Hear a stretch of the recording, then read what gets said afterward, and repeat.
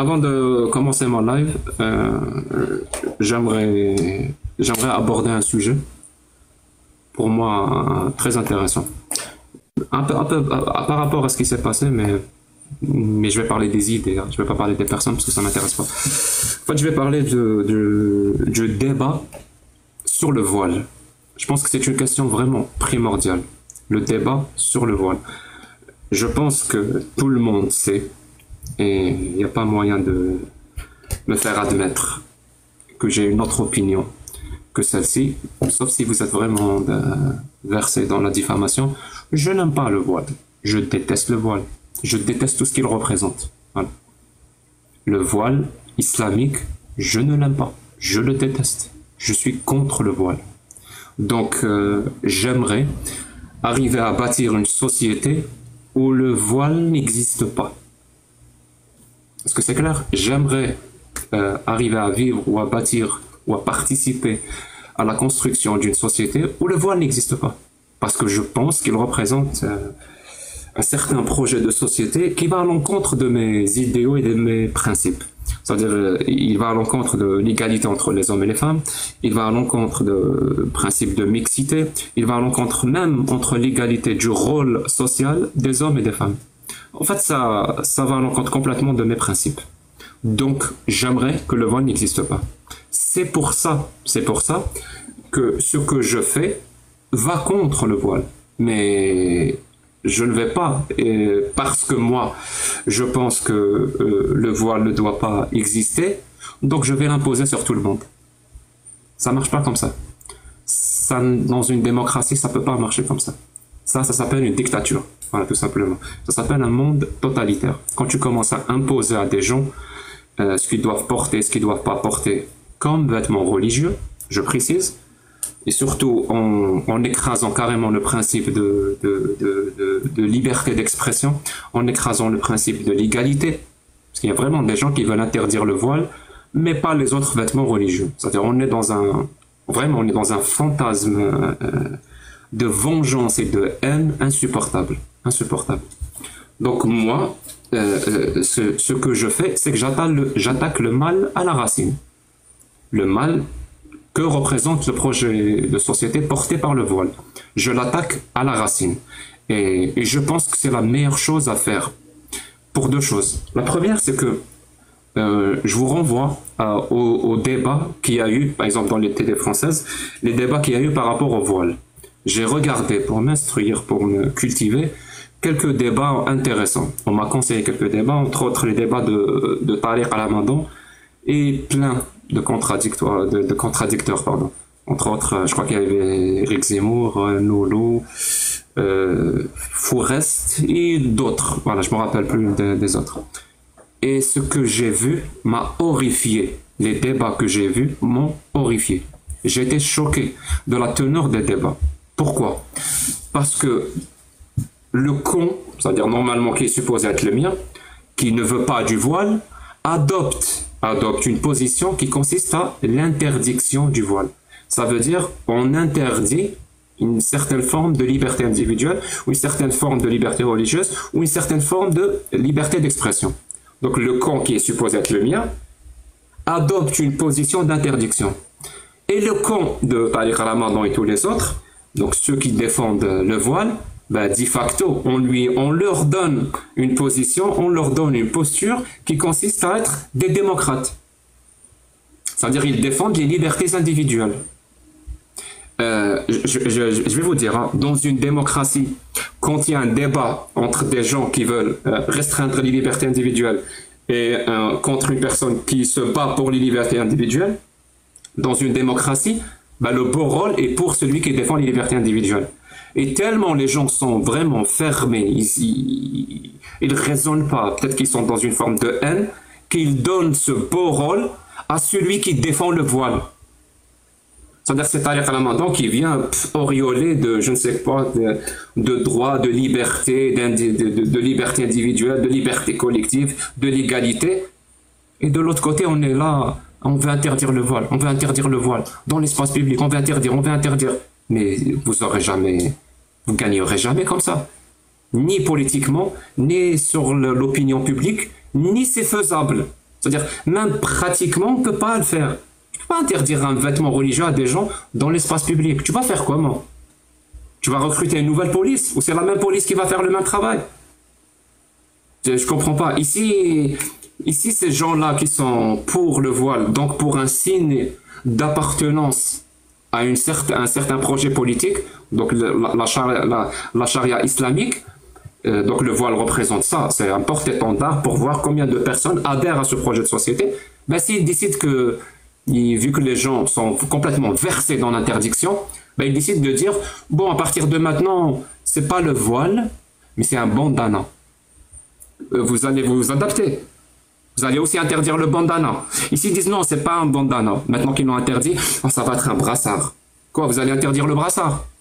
Ici, ils adoptent, parce que visiblement, vous, la légalité, vous vous en foutez. Ça veut dire les vêtements religieux que pour les musulmans. Ici, ils adoptent comme a dit Sioko la dernière fois, il m'a fait rire. Ici, ils adoptent le voile de la moine de la catholique. Je sais pas comment on appelle ça. Les sœurs, voilà. Les sœurs. S'ils adoptent ça, donc vous allez les arrêter pour vérifier s'ils sont catholiques. Si c'est une femme qui travaille dans un couvent, ben tu vas la laisser porter le voile. Mais si tu vérifies, que tu trouves non, finalement c'est une musulmane, tu vas lui arracher. Ça n'a aucun sens. Vraiment, ça n'a aucun sens. Il n'y a aucune réflexion politique derrière. Il n'y a aucune réflexion démocratique. Il y a juste de la vengeance et la volonté d'écraser l'autre et de lui faire accepter ton point de vue. Et je suis désolé, tant que vous allez continuer comme ça, vous êtes les perdants. Si c'est ça la pensée qui combat le voile en France, c'est déjà perdu. Et vous donnez le rôle et les gens qui défendent le voile ou l'idéologie de l'islam sunnite ne peuvent pas rêver d'un meilleur rôle, d'un meilleur positionnement que celui qui défend les droits et libertés. C'est pour ça que moi, quand je débat sur le voile, bonjour, est-ce que tu es contre le port du voile dans l'espace public? Non, je ne suis pas contre. Bah, porte-le si tu veux, je m'en fous. Viens maintenant, on va parler des vrais. Pourquoi le voile? Il représente quoi le voile?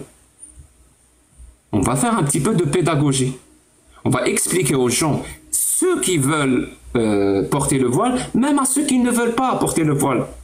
On va donner le maximum d'informations. C'est quoi le voile? Comment il est apparu? Quel est le verset qui parle du voile? Quels sont les hadiths authentiques qui parlent du voile? Parce que, en fin de compte, c'est un vêtement religieux. Donc, de quelle religion?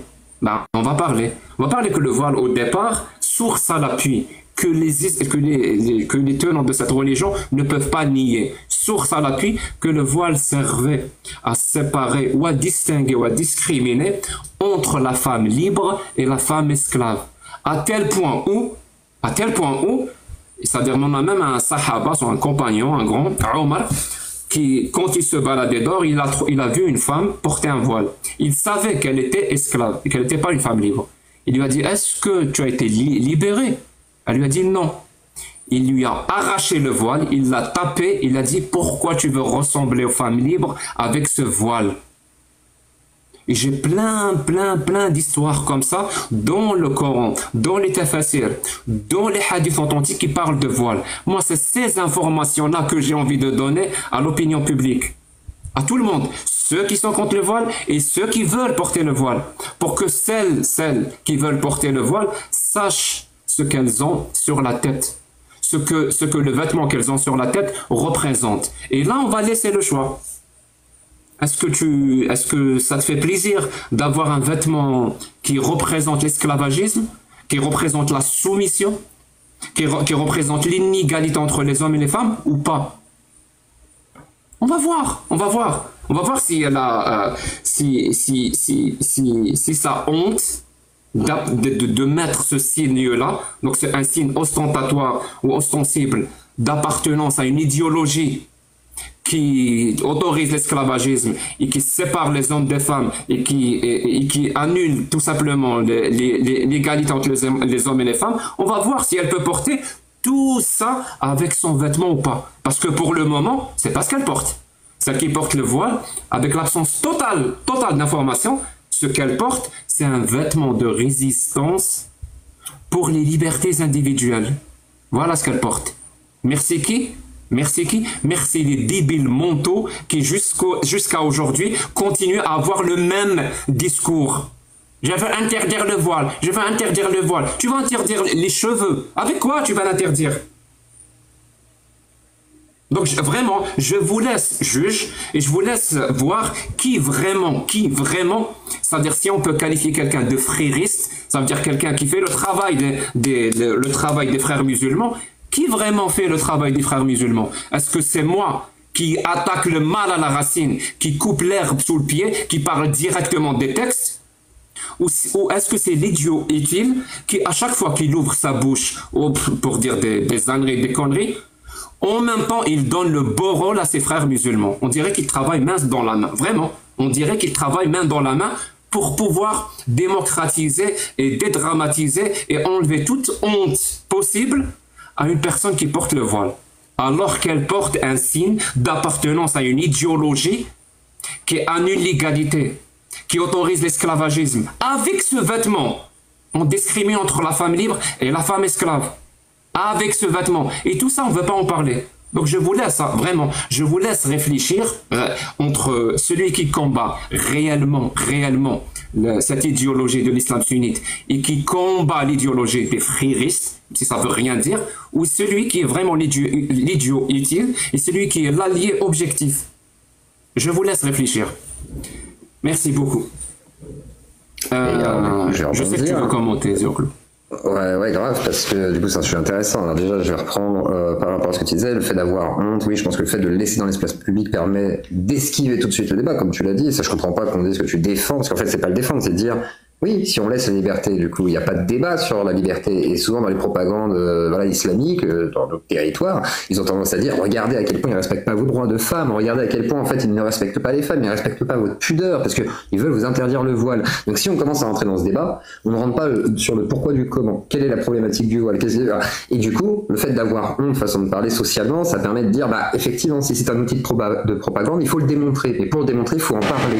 Et si on en parle, effectivement, à partir de là, on peut démontrer qu'il y a un problème. Et s'il y a un problème, là, on va commencer à le percevoir même à partir du moment où on le porte. Et si les gens s'en rendent compte par eux-mêmes, déjà, c'est peut-être mieux que de l'enlever directement, parce que si on l'enlève directement, ce qui va se passer, c'est que les gens ils vont vous dire ok, enlève mon voile, mets l'amende, je mettrai une kippa, je mettrai ce que je veux, je mettrai peut-être un tuba, tout ce que tu veux, voilà, je me déguiserai si nécessaire. Mais par contre, la radicalisation, comment on lutte? Moi, ce que je demandais l'autre fois, c'était ok, on enlève le voile, mais qu'est-ce qu'on fait du coup pour lutter sur le problème de fond? Et on me dit oui, mais déjà, ce serait une bonne solution. Ok, d'accord, moi je veux bien, mais du coup, est-ce qu'on fait pour tous les signes religieux? Alors il y en a un qui m'a dit honnêtement, au pire, on le fait pour une laïcité radicale, on le fait pour tout le monde, à la limite, mais je trouve ça compliqué, parce qu'en vrai, aujourd'hui, c'est tellement implanté dans nos cultures, le fait de pouvoir exposer les religions et tout, c'est que les gens, même en tatouage.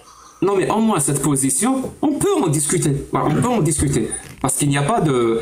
Il sauvegarde ce qu'on appelle le principe de l'égalité. On fait une loi sur tout le monde. Ça touche tout le monde. Quelle que soit votre ethnie, quelle que soit votre couleur de peau, quelle que soit votre religion, on peut en discuter.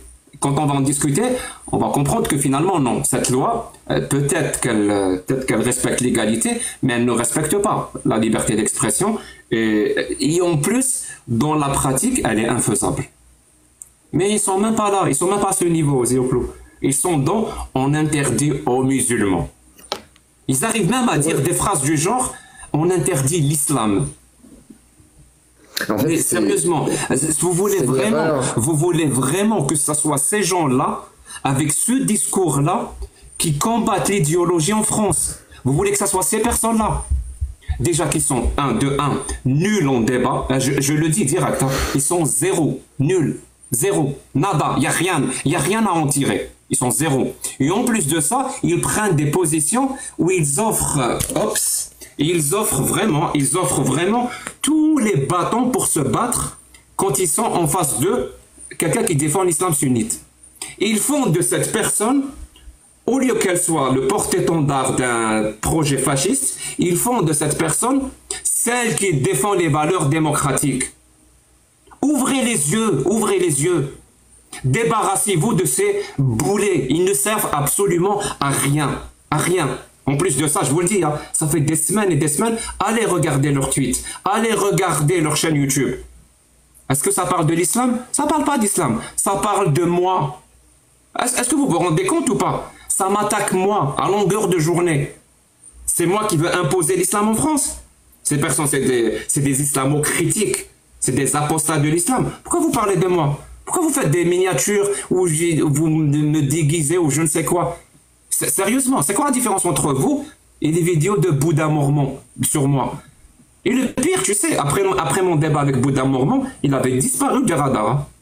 Il avait vraiment disparu des radars. Et ils ont réussi à le ressusciter. Il est revenu, il a refait une vidéo sur moi à cause de... Si vous n'arrivez pas à ouvrir les yeux et voir qu'ils sont les alliés objectifs, les idiots utiles, à cause de leur haine des musulmans, je le dis, hein, à cause de leur haine des musulmans, ils deviennent des alliés objectifs de l'islam sunnite, je peux rien pour vous. Et si vous pensez que moi je hais les musulmans, vous vous trompez. Si vous m'avez suivi jusqu'ici parce que je hais les musulmans, vous vous trompez. Je ne les hais pas, je les aime. Je veux donner à tout le monde la critique de son idéologie. Je veux, c'est son droit. Je pense tous les musulmans doivent connaître l'islam pour prendre de manière rationnelle et de manière logique leur propre décision. Je veux qu'ils connaissent la religion, je veux qu'ils connaissent le Coran, je veux qu'ils connaissent les exégètes, je veux qu'ils connaissent les hadiths authentiques, je veux qu'ils connaissent le consensus, je veux qu'ils entendent leurs plus grands savants quand ils te disent « Non, mais ces questions-là, ça concerne les savants, nous on ne dispose pas de la science. » Je lui dis « Viens écouter celui qui dispose de la science, viens écouter celui qui est savant à tes yeux, viens écouter ce qu'il dit, viens écouter les âneries, les conneries qu'il dit. Même quand il parle de l'astronomie, viens écouter. » C'est ces gens-là que tu veux suivre. Sérieusement, c'est à ces gens-là que tu as loué ton cerveau. Enfin, je suis désolé, c'était un petit peu un coup de colère à la fin, mais je m'en excuse. Bonsoir, bonsoir Cassius, bonsoir Karim, j'espère que vous allez bien. Très heureux de vous retrouver. Très bien, merci. Et très heureuse aussi de vous retrouver, du coup, les trois. Et je sais pas... pareil, c'est juste un petit conseil que je donne aux gens. Avant de republier des vidéos, vérifiez les traductions, s'il vous plaît. Hein, voilà, c'est juste vraiment... Parce qu'en fait, c'est indéfendable. Je suis désolée, mais en fait, c'est indéfendable. C'est partager de la calomnie et partager du mensonge, en fait.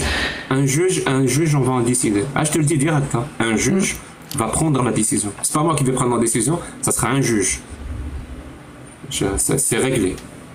Soit j'ai des excuses et on retire ce qu'on a dit sur moi, soit c'est un juge qui va prendre la décision dans un tribunal. Parce que c'est très grave, hein. Très très grave qu'on arrive à ce point. Vraiment, c'est très grave. On prend une vidéo en arabe et on fait une mauvaise traduction en français pour me faire dire ce que je n'ai pas dit. Je ne sais pas si vous vous rendez compte ou pas. Et en plus, on enlève tout un pan de le contexte, vraiment, le début de la vidéo qui était le contexte, on l'enlève pour inventer un autre contexte qui n'a rien à voir avec la vidéo. Comme quoi, cette personne avec qui je parlais, elle s'est fait harceler. Même ça, c'est faux. La personne avec qui j'ai parlé ne s'est pas fait harceler. Est-ce que vous vous rendez compte? La personne avec qui je parlais ne s'est pas fait harceler. Ils inventent un contexte où la personne avec qui je parle s'est fait harceler et moi, je suis contre elle et je défends le harceleur. Mais vraiment, ça va trop loin et c'est un juge qui va régler ça. Ton micro, Karim. J'ai pas compris en fait. Moi, je sais. Il n'y a pas que toi qui n'as pas compris. Beaucoup de monde n'ont pas compris. Mais c'est une énième histoire. Oui, mais genre, j'ai pas trouvé un truc en français depuis maintenant une année que Jack fait des lives en français. Il a YouTube et il est pendant une année. Il faut que j'aille trouver un truc en arabe. Mais ces gens, ils sont tarés. Et qui est faux en plus. Rien que ça, tu vois. C'est comme si tu n'as pas... Le mec, ça fait presque une année qu'il parle. Tu n'as pas trouvé en français. Tu vas aller chercher en arabe. Et ils sont dingues. C'est ça le début de la... Et sur ce, je ferme cette parenthèse. Parce qu'il est hors de question que d'autres personnes décident de ce que je fais ou ce que je ne fais pas. C'est moi On qui parle décide. d'islam ici. Moi, mon live aujourd'hui, il est destiné à discuter avec les musulmans sunnites, voilà, que j'aime beaucoup. Voilà. J'aimerais juste C'est discuter. pas un live de diffamation. C'est bizarre. Voilà, non, Je c'est t'ai bon, pas mis pour ça, j'ai moi, alors, bah, écoute, alors. fermé la parenthèse, Zioclo. Putain, y a mon truc qui n'arrête pas de tomber. Mais je me suis dit, on pourrait appeler ça les dramapostas. J'ai créé un hashtag dramaposta à chaque fois, comme ça. Alors, du coup, je vous laisse faire les annonces au maître des lieux. Merci beaucoup, Zioclo, pour la blague pas drôle. Je voulais te montrer un truc avant. J'ai reçu un cadeau. Alléluia, le Saint Messie. Ouais, j'ai reçu un cadeau, je vais partager ça. Attends.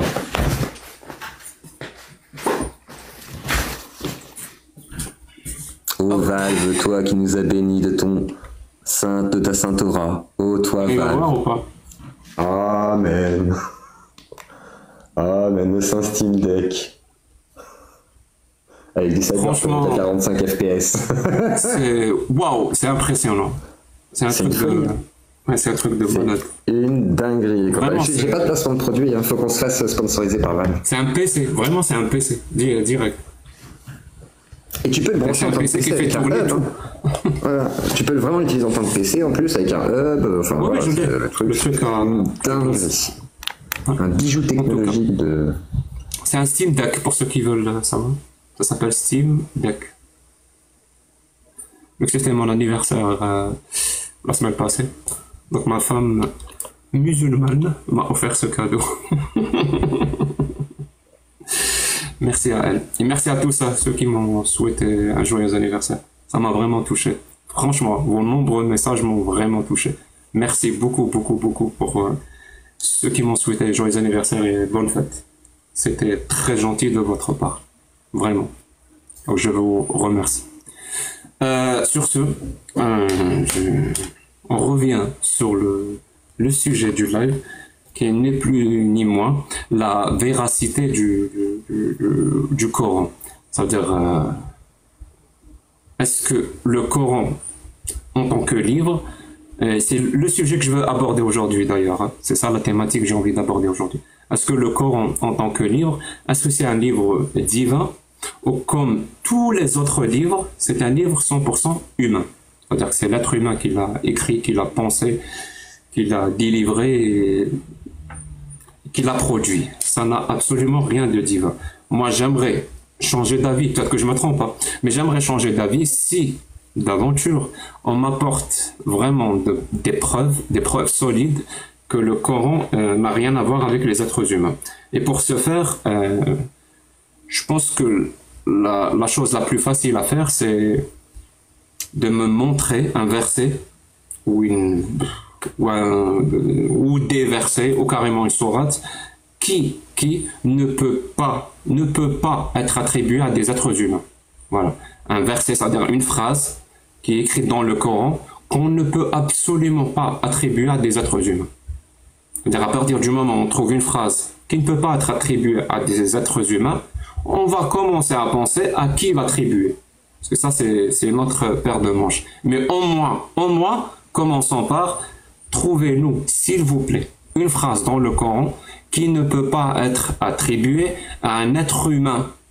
Parce que s'il n'y en a pas, pourquoi attribuer ce livre à un Dieu? C'est comme si moi je vous apporte un livre, vous le lisez, il n'a rien d'exceptionnel, je vous dis c'est un livre divin. Mais pourquoi? Il n'y a aucune preuve que c'est un livre divin. Oui, mais il n'y a aucune preuve qu'il n'est pas divin. Oui, mais c'est un bouquin. Nous, on sait que les livres sont écrits par des êtres humains, produits par des êtres humains, pensés par des êtres humains. Ça veut dire sur la planète Terre, depuis l'histoire, que l'histoire a commencé, c'est-à-dire ce qu'on appelle la préhistoire et l'histoire, c'est-à-dire l'invention de l'écriture, tous les livres qui ont été écrits depuis sont des livres des êtres humains, tous, sans exception. Il y a quelqu'un qui vous dit non, pas tous. Il y a un livre qui n'a pas été écrit par des êtres humains. C'est quand même une affirmation assez extraordinaire. Donc j'espère qu'il y a quand même des preuves plus que ordinaires qui soutiennent cette affirmation. Donc si vous pensez que vous disposez de ces arguments-là, moi je suis tout oui. Voilà. On va essayer de discuter de la véracité et de la solidité de ces arguments. Donc si vous voulez monter, en parler avec moi, tapez le chiffre 7 dans les commentaires et je vous fais monter illico presto. Le chiffre 7. Et s'il n'y a personne qui tape le chiffre 7, on est tous d'accord. Je dis, ce livre n'a rien de divin. Voilà. Je vais faire monter le maximum de gens. Hein. J'espère juste que vous n'allez pas vous couper la parole entre vous. S'il vous plaît. Voilà. On va distribuer la parole de manière égale.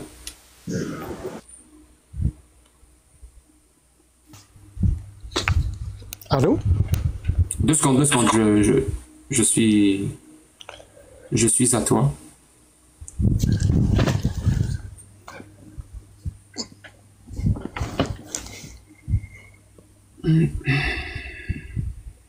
J'ai quand même envoyé 5 ou 6 invitations.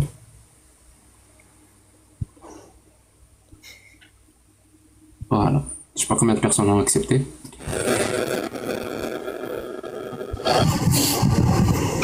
Il y a une pièce. 2 secondes. Est-ce que vous pouvez tous fermer vos mics? Je donne la parole à Jack, je crois que c'est lui. Jack Sparrow. Jack. Paparo, pardon.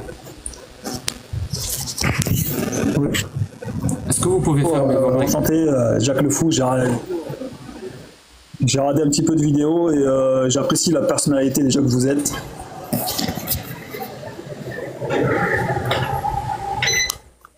Il y a moyen d'avoir un son de meilleure qualité?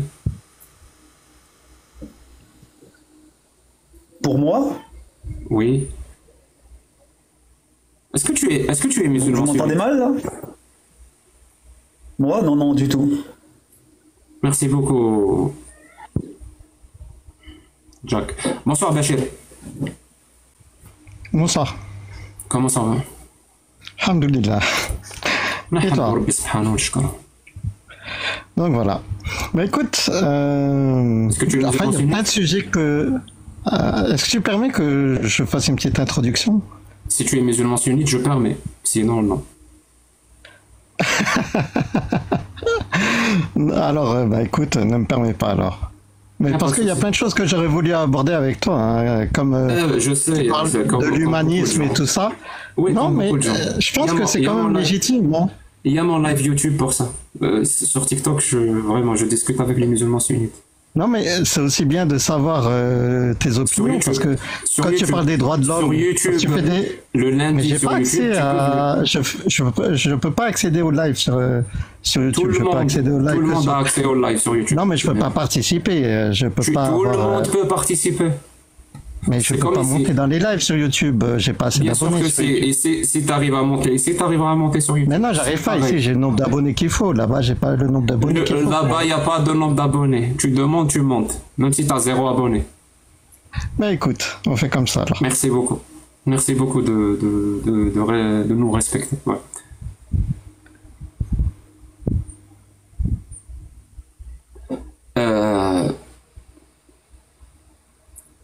Black Skin. Bonjour et bonsoir, Jacques Le Fou. Ton son n'est pas... Bonsoir, vous allez bien? Ok, bonsoir, vous allez bien? Est-ce que tu es en train de recharger? Bonsoir. Non. Tu m'entends bien maintenant? Oui, est-ce que tu es musulman sunnite? Tu m'entends? Oui, je suis musulman sunnite. Ok, maintenant, moi, ce que j'aimerais, avant de répondre à ta question, ce que j'aimerais savoir, est-ce que tu as une fois fait l'expérience des vaudous du Bénin? Est-ce que tu as une fois vu les... J'essaie d'arrêter. Hein? J'essaie d'arrêter. Est-ce que tu as déjà... Tu es quoi? J'essaie d'arrêter. Ah, ok. Est-ce que tu as déjà vu les masques là qui dansent seuls au Bénin? Les masques et les vaudous. Ouais. Les trucs extraordinaires là. Extraordinaire, oui, j'avoue. Hein? Oui, je t'ai dit extraordinaire, oui. Oui. Parce que moi, il y a une chose, c'est ça qui m'a fait convaincu croire que le Coran vraiment est Dieu divin. existe, quoi. C'est ça qui t'a convaincu que le Coran est divin. Non, pour moi, non, je ne dis pas systématiquement que le Coran est divin, mais il y a certaines choses qu'en Afrique, par exemple, tu si ne tu dis pas regardes systématiquement, c'est-à-dire il y a des jours où tu dis que le Coran n'est pas divin. non, avant de déterminer si le Coran est divin ou pas, faut voir certaines choses. Non, il ne faut rien voir. Est-ce que le Coran est divin? Est-ce que le Coran est divin ou pas? Bon, pour moi, le Coran est divin. Très bien. Donne-moi la preuve que le Coran est divin en me parlant du Coran, pas d'autre chose. Bon, moi, j'ai pas vraiment beaucoup lu le Coran. Je peux pas te dire que voilà. Tu l'as pas lu, mais tu sais qu'il est divin. J'ai la foi. J'ai seulement la foi. Et la foi, elle repose sur quoi? Sur rien? Sur le Coran. Ta foi repose sur le Coran. Ta foi du Coran repose sur le Coran. Que le Coran est divin. Parce que moi, que tu n'as pas lu. Mon éducation, on m'a donné une éducation sur laquelle je respecte mes parents. C'est parce que c'est pour ça que je peux pas je peux pas dire que leur choix est mauvaise. Parce que quelque chose qui s'est fait plusieurs années, ils se sont jamais trompés, tes parents, je comprends pas. Bon, je peux pas me dire qu'ils se sont jamais trompés, mais ce qu'il y a des milliards de gens font. Non. Bon, maintenant, moi, ce que j'aimerais savoir, est-ce que tu as déjà une fois vu les vaudous du Bénin, là? Les masques là qui dansent? Oui, seul. Je t'ai dit. Il n'y a personne dedans. Tous les jours. Hein? Tous les jours. Je suis accro à ça. Oui, tu as déjà vu ça, non? Tous les jours. Oui, moi, c'est ce qui m'a fait croire que Dieu existe, quoi. Je peux pas dire que Dieu existe. Est-ce que le Coran est la parole de Dieu, s'il te plaît? Bon, je ne peux pas répondre à cette question, vraiment. Je ne le sais pas. Parce que si je te dis que... Tu ne sais pas si le Coran est la parole de Dieu? Oui, je ne peux pas te le dire ça. D'accord, je vais te montrer un livre. Hein. Regarde. T'arrives à le voir ou pas? C'est un livre. Oui, je vois le livre. Je vois. Si je te dis que ce livre est divin, tu me crois? Non. Je ne vais pas croire. Pourquoi? Bon, parce que ton livre, je ne peux pas croire à ce que ton livre est divin parce que... Il est quoi alors? S'il n'est pas divin, il est quoi? Ça a été... l'éditeur même n'est pas divin. Non mais, s'il n'est pas divin, il est quoi? C'est un écrit humain. C'est un écrit humain. On est d'accord que tu ne connais pas. Tu ne connais pas le livre. Je ne le connais pas. Tu l'as pas lu. Mais tu pars du principe que puisque c'est un livre, donc forcément c'est un écrit humain. Donc, qu'est-ce qu'il faudrait que je fasse? Qu'est-ce qu'il faudrait que je fasse pour que tu me crois que ce livre n'est pas un écrit humain, mais un écrit divin? Qu'est-ce qu'il faudrait que je fasse? Que tu m'amènes des preuves. Très bien. Et si je ne te ramène pas de preuves? Si j'échoue, je ne te ramène pas de preuves. Tu vas pas me croire. Pas grave, je pense qu'il a eu quelques soucis. Bonjour, c'est CP. Alors, c'est CP. Désolé, je voulais t'envoyer une invitation, j'ai fermé ton micro. Ouvre ton micro à nouveau. Bonjour à CCP. Bonjour. Voilà. Ouais. Est-ce que vous m'entendez ou pas? Est-ce que tu es un ami de Karim? Non, mais cet après-midi, je sais plus, je pense que j'étais sur son live à lui. Je sais pas si, je sais plus, je me souviens pas. Enfin, je sais que j'étais sur un live, je sais pas si c'est sur lui ou sur... On est ensemble tout à l'heure, c'est ça. Ouais, voilà. Ça, Notre coraniste qui pisse sur la moitié du Coran. Ah oui. Jack. Ah, moi, je cherche des adeptes. Les musulmans sunnites, ils peuvent les ramener. Non, mais les musulmans sunnites, ils peuvent me les... Allez, on va te les ramener. Attends juste quelques secondes. Ouvre ton live et débat avec les musulmans sunnites. Ça devient dur, hein. On fait trop bien notre travail, c'est ça, Cassius? Bah apparemment. Ou alors peut-être que ça manque de hijab. Ou alors on fait trop bien notre travail. Je pense. Ouais. Ça doit être ça. Je pense que ça doit jouer quand même un petit peu. Ouais. Je pense que c'est difficile quand même. On demande un truc très difficile. De monter dans un live et de prouver que le Coran est divin. C'est quand même un truc... C'est très difficile. C'est une mission, je dirais, impossible. Enfin, selon moi, hein. Après, il y a toujours un petit pourcentage de chance mais selon moi, c'est une mission un peu impossible. Donc je comprends. Je pense que tu as donné un trop gros défi aussi, Jack. Quand même, ça fait partie des piliers de la foi. Croire que le Coran est divin. S'ils n'arrivent même pas à savoir, c'est les musulmans sunnites, n'arrivent même pas à savoir pourquoi ils croient que le Coran est divin, je crois qu'il y a un problème. Oui, mais écoute, en ce moment, il se penche sur l'existence d'un être nécessaire, donc bon... Pardon, c'était... Un être nécessaire existe, mais pourquoi le Coran est divin? C'est ça, faut voir la suite, là, maintenant. D'ailleurs, je profite juste pour... Jackie, je ne suis pas ça du tout. Il y a un petit bruit chez toi, Cassius. Hein. D'ailleurs, je profite pour remercier Cassius pour tout. Moi, j'ai une admiration pour Cassius. Pour tout ce qu'elle a fait, l'effort qu'elle a fait, elle est partie de rien. Tout l'effort qu'elle a fait, mais franchement, moi, c'est incroyable. Je trouve ça incroyable qu'elle arrive à faire tout ça en si peu de temps, avec l'art et la manière. Et en plus, elle s'améliore de plus en plus. Chapeau. Si je puis me permettre, merci déjà, Karim. Et ça aurait pas pu être possible. C'est la phrase bateau, hein, mais pour le coup, sans le contexte, en fait, sans vous, en fait, sans la force que vous m'avez donnée, la confiance que vous m'avez donnée aussi, parce que c'était pas gagné au début. Hein. Enfin, si, vous me l'avez donnée, mais en fait, d'où je sortais et surtout la réputation que j'avais, vous auriez pu juste vous dire, bon, on va pas s'emmerder avec elle. Vous auriez pu, hein. C'est pas notre genre. Bah, c'est pour ça que je vous dis, sans vous, ça aurait pas pu être possible. Je vous le dis. Parce que je suis tombée sur vous. Non, mais c'est vrai qu'à la fin, donc je vous remercie. C'est impressionnant.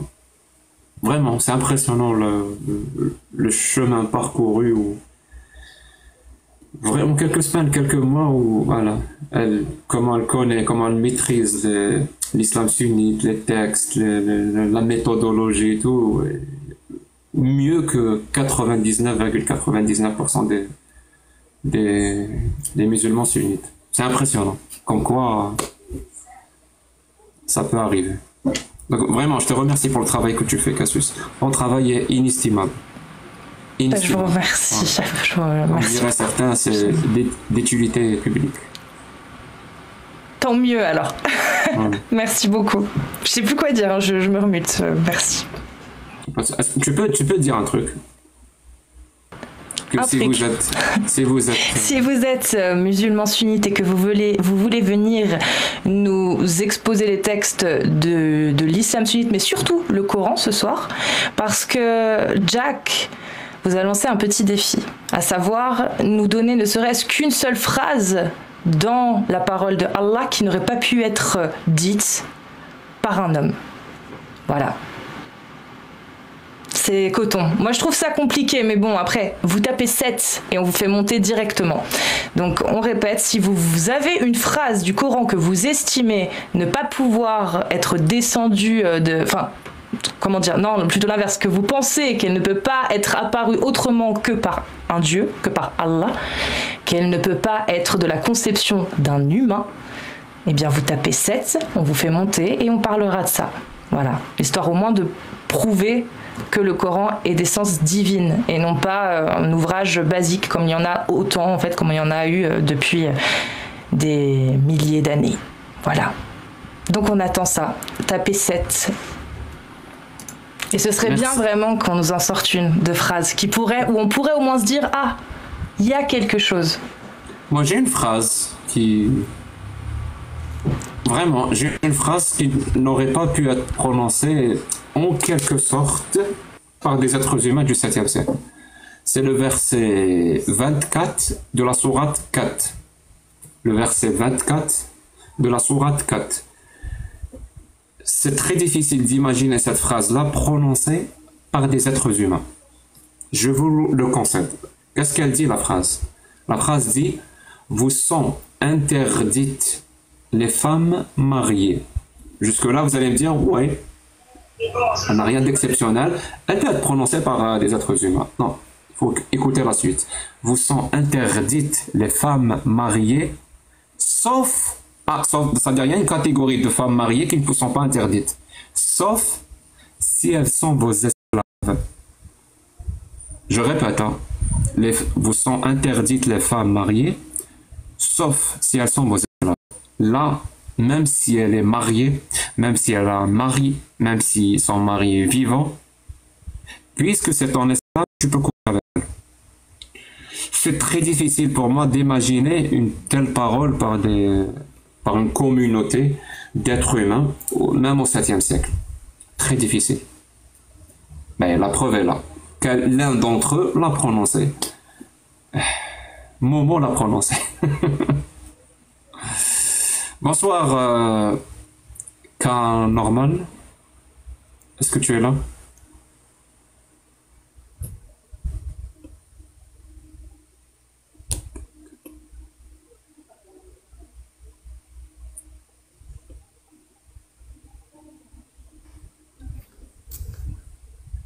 Je t'envoie une invitation pour ouvrir ton mic, peut-être que... Cas normal une fois, cas normal 2 fois, tu n'es pas là. Bonsoir. Bonsoir. Ah, tu es là. Ah, c'était vraiment... Bonsoir. Vous m'entendez? Bonsoir. Oui. Bonsoir, monsieur, dame. Bonsoir, monsieur. Tu as tapé le chiffre 7? Oui, oui. Donc, musulman sunnite? Pas trop. Je suis à 9%. 9%? 9%, ouais. L'âge de Momo, quand il a vu. Allô? C'est quoi cette sélection là? Ça va pas du tout. Vous vous foutez de notre gueule? C'était très précis, hein. 9%. Ouais, 9%. Bah, il a tout calculé, le garçon. Il a tout calculé. Pas grave. Bonsoir, Kamal.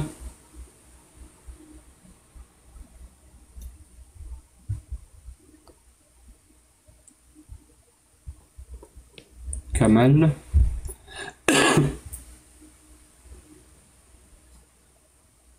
Kamal, est-ce que tu es là? Tu n'es pas là. Maya?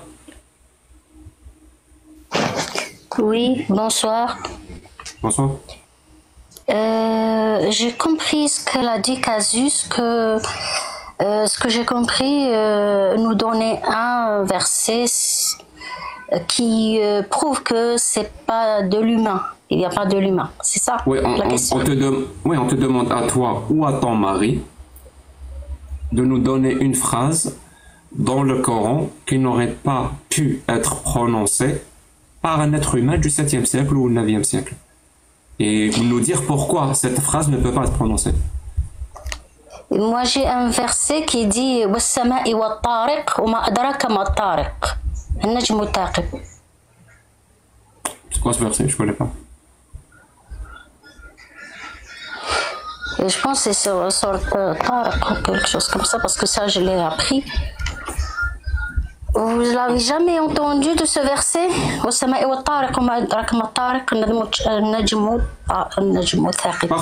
Partons du principe qu'on n'a jamais entendu. Il est où?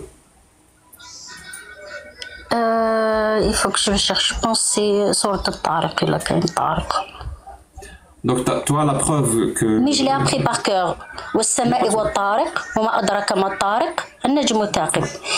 verset, donc j'explique un petit peu ce que... Donne-moi la source, s'il te plaît, de ce verset. J'ai envie de le lire. C'est le Coran, c'est le Coran. Oui, je sais. C'est quoi? C'est quelle sourate? C'est quel verset? S'il te plaît. Attendez, vous passez aux d'autres, je vais le chercher, je vais vous le dire. Ok. T'aurais dû faire ça avant, mais... Merci, dans quelques minutes. Oui, je te donne quelques années. Juste si ma mémoire elle est bonne, je pense qu'on a déjà discuté avec elle, et ça fait un moment. Et c'était aussi ça.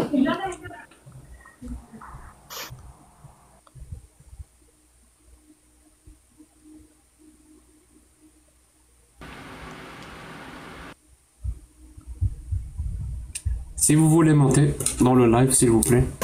Le temps que Maya trouve un verset qui parle.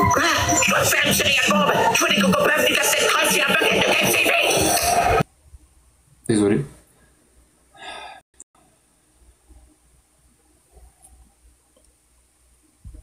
Si vous voulez monter, s'il vous plaît, tapez le chiffre 7.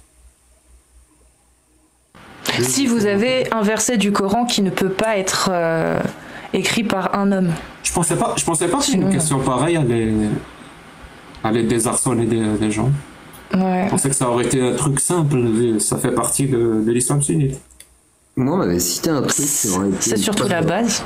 On m'avait cité un truc qui aurait été une preuve, excusez-moi, il n'y a pas de souci, qui est soi-disant, je ne sais pas si dans le Coran, vous me confirmerez le nom, alors Dieu aurait dit Dieu étend le ciel à l'infini, ou je sais pas quoi, et ça représenterait le Big Bang. Étend le ciel. Et ça a été traduit de manière fausse en français. Nous avons créé le ciel et nous l'étendons constamment dans l'infinité. Ce qui est une très mauvaise traduction. Parce que c'est pas ce qu'il dit en arabe. Parce qu'en français, ça donne l'impression que c'est... On parle du Big Bang. De l'expansion de l'univers. Alors que c'est pas ce qu'il dit en arabe. Et la preuve que c'est pas ce qu'il dit en arabe, vous pouvez aller voir les exégètes de Tabari ibn Kathir. Eux, ils parlent pas du tout de l'immensité, de l'espace et constamment. Non. Ils parlent de richesse. Nous avons créé la terre et le ciel et nous l'avons rempli de richesse. Voilà. Eux qui parlent arabe, c'est ça qu'ils ont compris. J'ai retrouvé, en fait, c'est la sourate, elle s'appelle Tariq. Et donc c'est quelle... Et c'est juste au début, le commencement, il a commencé déjà, il c'est quoi le numéro, madame, s'il vous plaît, j'ai envie de dire. Sourate 86. Le premier. 86. Quoi 86? Sourate 86. Ah, numéro, d'accord, j'ai compris qu'est-ce que vous voulez dire. Bonsoir à tous, c'est la sourate 86. Tariq, oui, c'est 86. Verset? Et quel verset? Le premier verset, le premier ou deux. Du 1 à 4.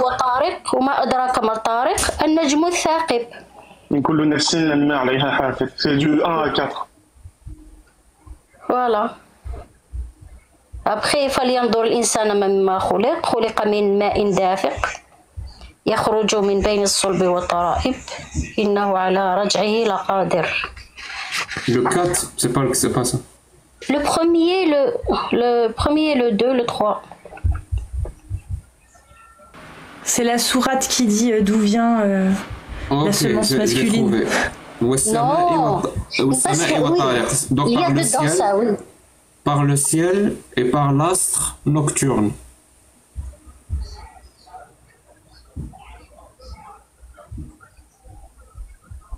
Wama adraka ma tariqu. Et qui te dira ce qu'est l'astre nocturne?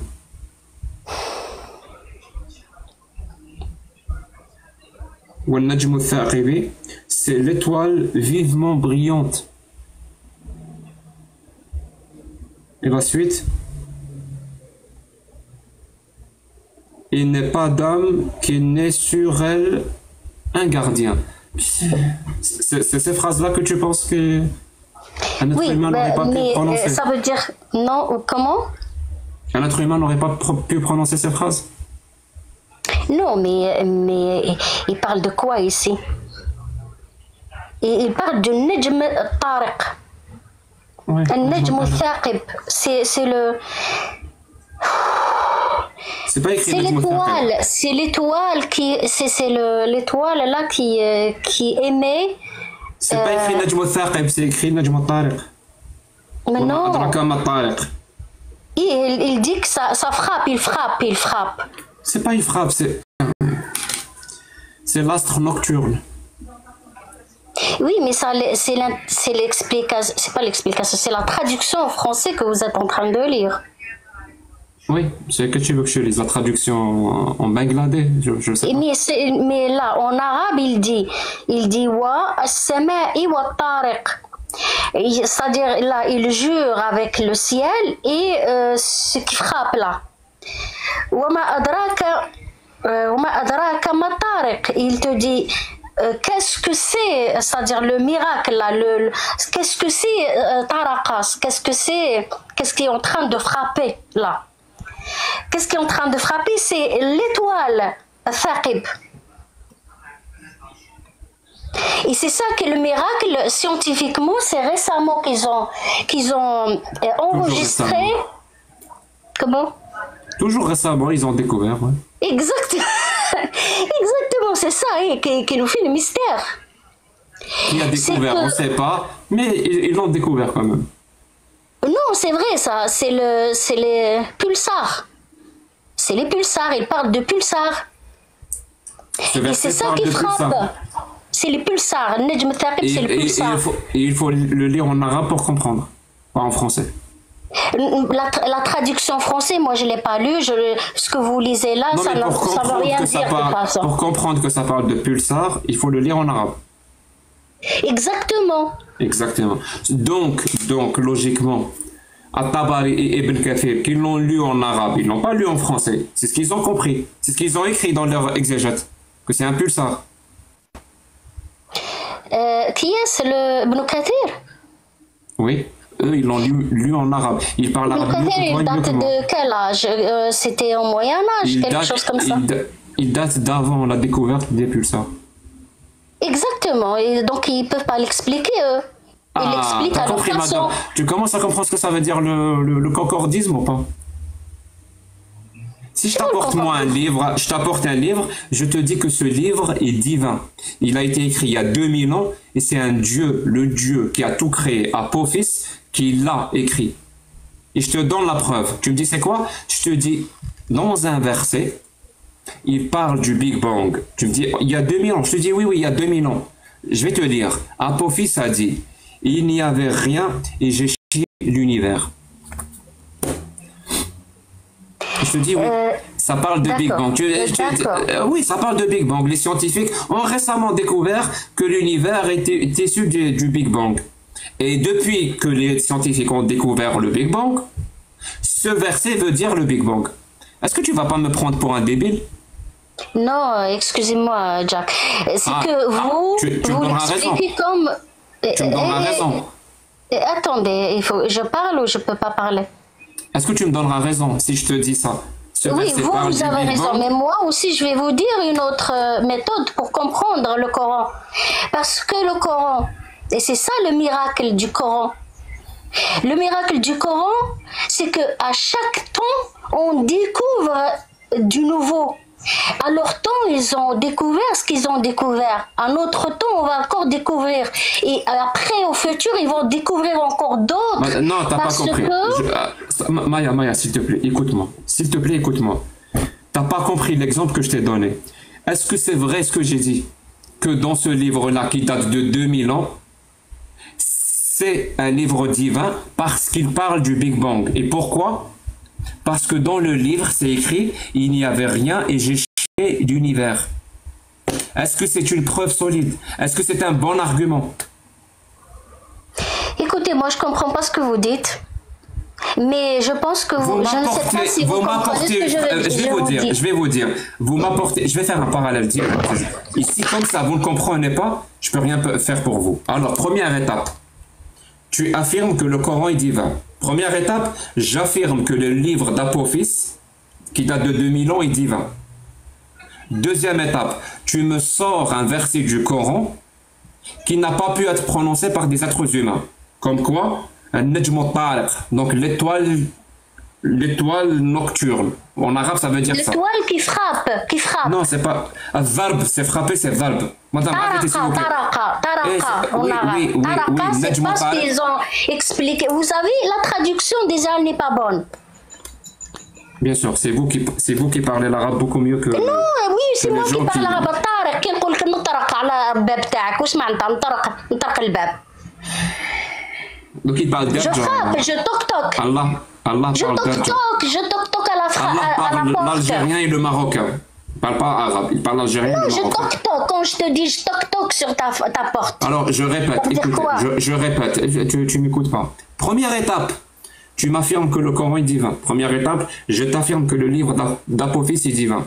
Deuxième étape, tu m'apportes un verset qui dit l'étoile qui frappe. Prenons ta traduction, c'est pas grave. L'étoile qui frappe. Je te donne un verset, Apophis, qui dit il n'y avait rien et j'ai créé l'univers. Quand le Coran a été révélé, personne n'a parlé que de pulsars. Parce que personne ne connaissait les pulsars. Quand le livre d'Apophis est apparu, personne n'a parlé de Big Bang. On est en 2024. En 2024, les scientifiques ont découvert les pulsars. On est en 2024. En 2024, les scientifiques ont découvert le Big Bang.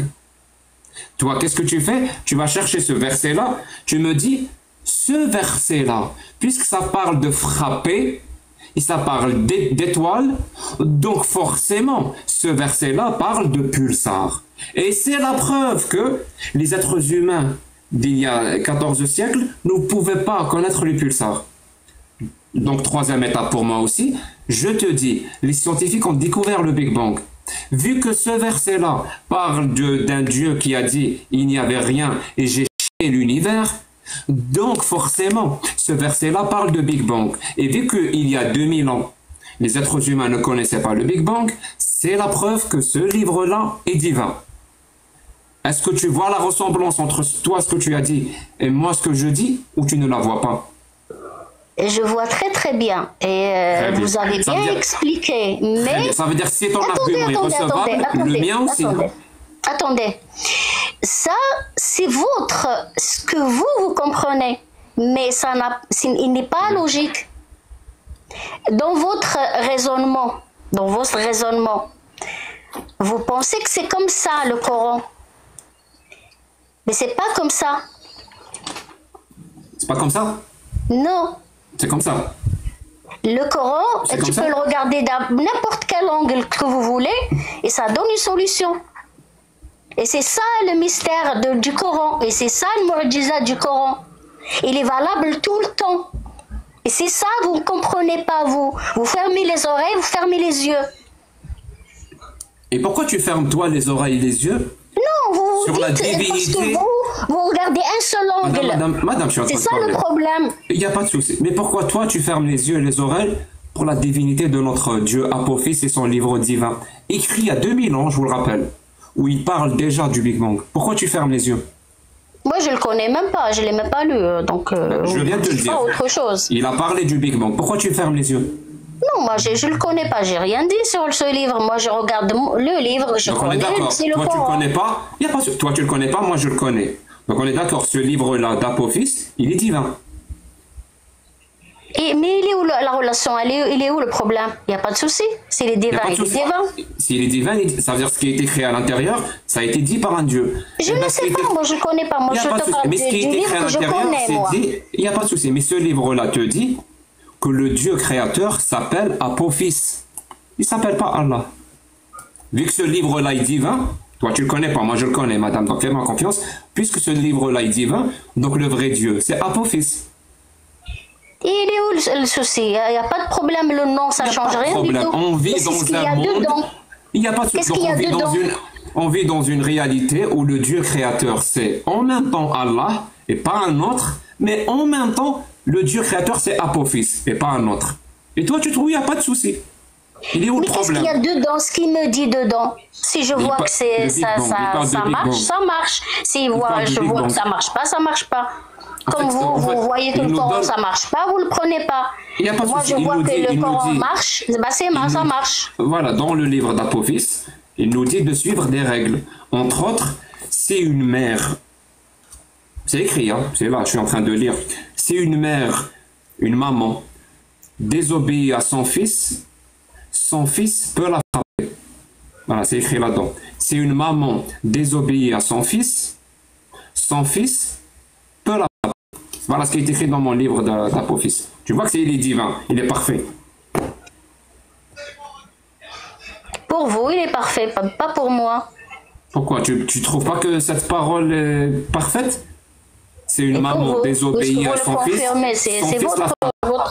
C'est votre livre divin à vous, pas à moi. Mais tu vois pas la perfection dans cette phrase? Non. Si une maman désobéit à son fils...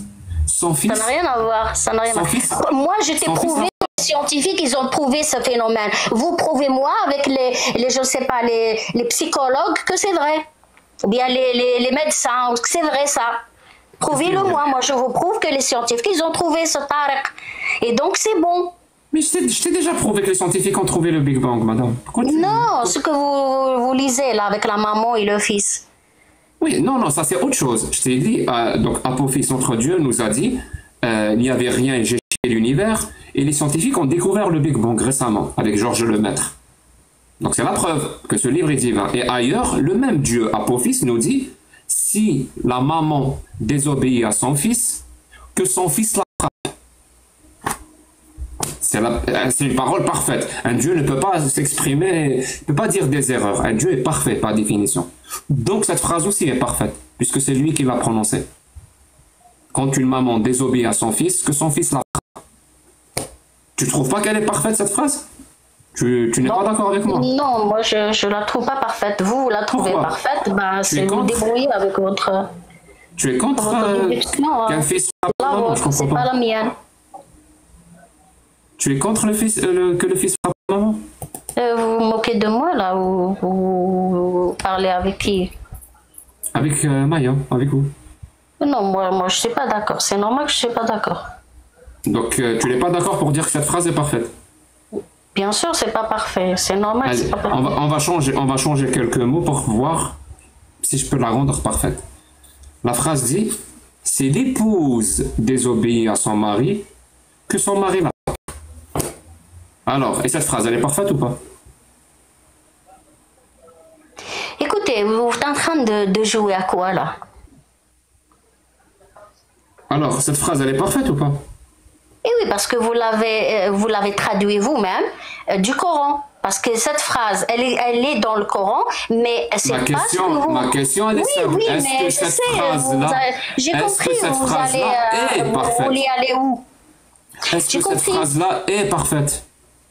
Oui, mais c'est pas ce que vous avez traduit. Ça veut pas dire ça. Je répète. Est-ce que cette phrase est parfaite ou pas? Bah, comme si l'épouse désobéit à son mari, qu'il la frappe. Cette phrase, elle est parfaite. Comme vous l'avez dit comme ça. Oui, comme ça. Comme ça, c'est pas bon. C'est pas bon, c'est mauvais. C'est pas bon parfait. Quand vous le dites comme ça, avec votre phrase là, c'est pas bon. Je vais te lire un verset du Coran. Mais c'est pas ce qui a été dit dans le Coran. Oui, je la connais. Oui, le Coran dit وَالرِّجَالُ قَوَّمُونَ عَلَى النِّسَاءِ بِمَا فَضَّلَ اللَّهُ بَعْضَهُمْ عَلَى بَعْضٍ. Les hommes ont autorité sur les femmes en raison des faveurs que Dieu accorde à ceux-là sur celles-ci. وَبِمَا أَنْفَقُوا مِنْ أَمْوَالِهِمْ فَالصَّالِحَاتُ الْقَانِتَاتُ الْحَافِظَاتُ لِلْغَيْبِ. Et aussi à cause des dépenses qu'ils font de leurs biens.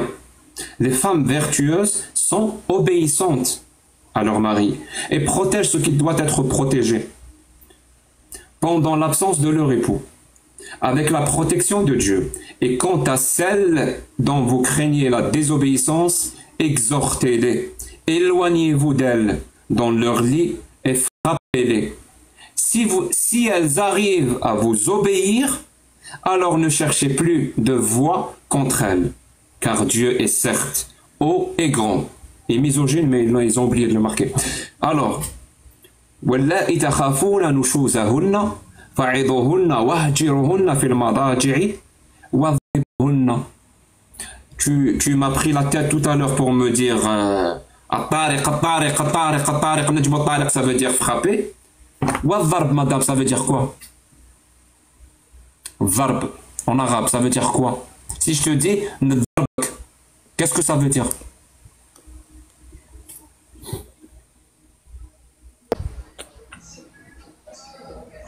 Ce que vous m'avez lu, c'est la traduction.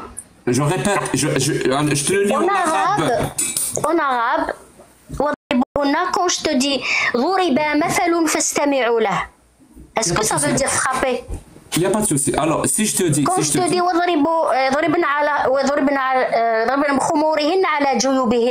est-ce que ça veut dire frapper? Il n'y a pas de souci. Il y a Alors, encore d'autres mots, encore frapper, frapper dans le Coran. Il n'y a pas de souci. Si je te dis, madame, qu'est-ce que je viens de dire? Ça, c'est direct, je te frappe. Je te frappe. Ça veut dire, si je t'attrape, je te frappe. Oui. C'est clair? C'est une métaphore? Mais c'est pas ce qui a été dit. Merci. C'est pas ce qui a été Et dit. si je te dis, si tu me désobéis, je te frappe. Mais ça veut dire, vous savez qu'est-ce que c'est frapper ici? Qu'est-ce qu'ils ont traduit, pas traduit, expliqué les savants. Moi j'ai cherché sur ce verset. La première fois, bon, la deuxième fois, troisième fois, j'ai cherché partout. J'ai trouvé la meilleure qui va, la mieux pour ne pas dire que Allah, comme tu dis, que il est, c'est pas ça. Donc, ça veut dire quoi? Ça veut dire tu leur donnes des comme tu donnes des exemples pour leur expliquer avec des explications réelles que voilà ça marche pas, il faut pas faire ça. C'est une sorte de suite de al-maw'ira. Ça veut dire ça. Ça veut dire comme on dit ça c'est les explications des musulmans sunnites, des savants du oui, parce qu'il y a plusieurs explications. Tu veux bien me donner un nom que j'aille vérifier? Des explications, moi je... Un nom d'un grand savant de l'islam sunnite qui fait consensus, je peux pas te dire, mais qui a dit la connerie que tu as dite. Je ne veux pas vous dire je suis allé à tel livre. Moi j'avais des questions.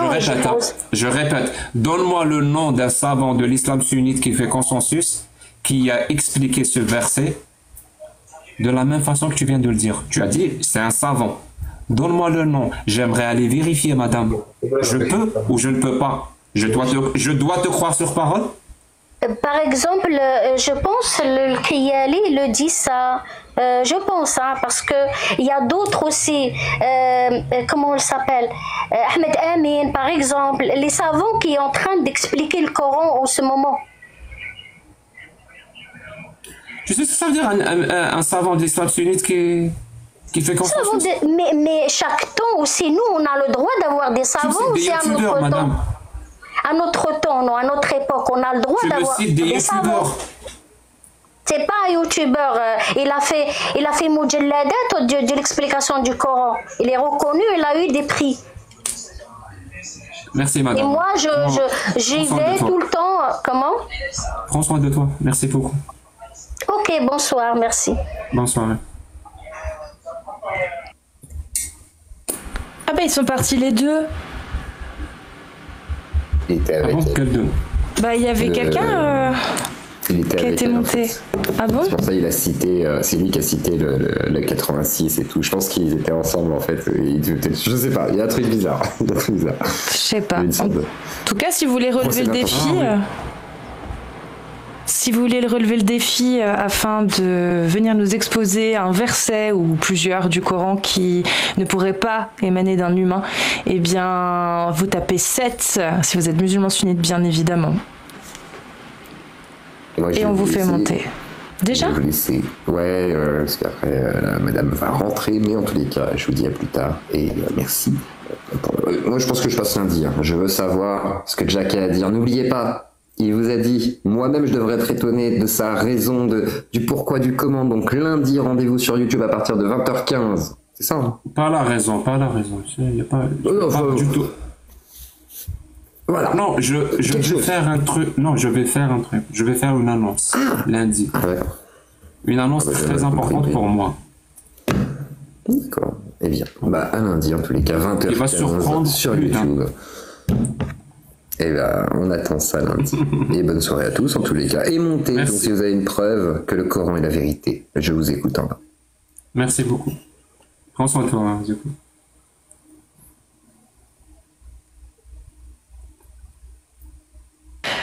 Alors, Mo, tu dois pas avoir assez d'abonnés parce que je t'ai envoyé une demande, mais tu n'as pas pu monter.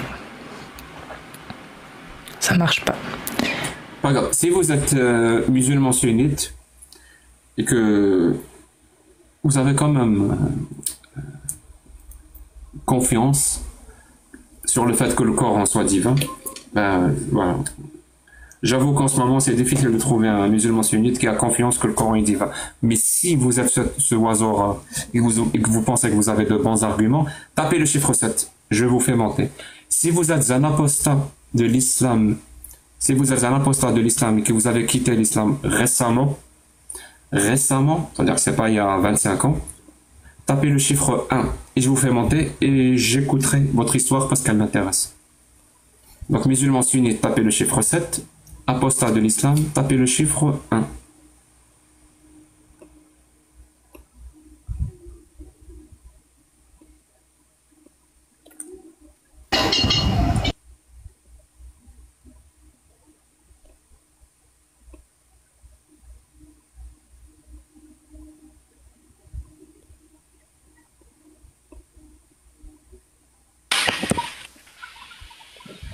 Tu sais.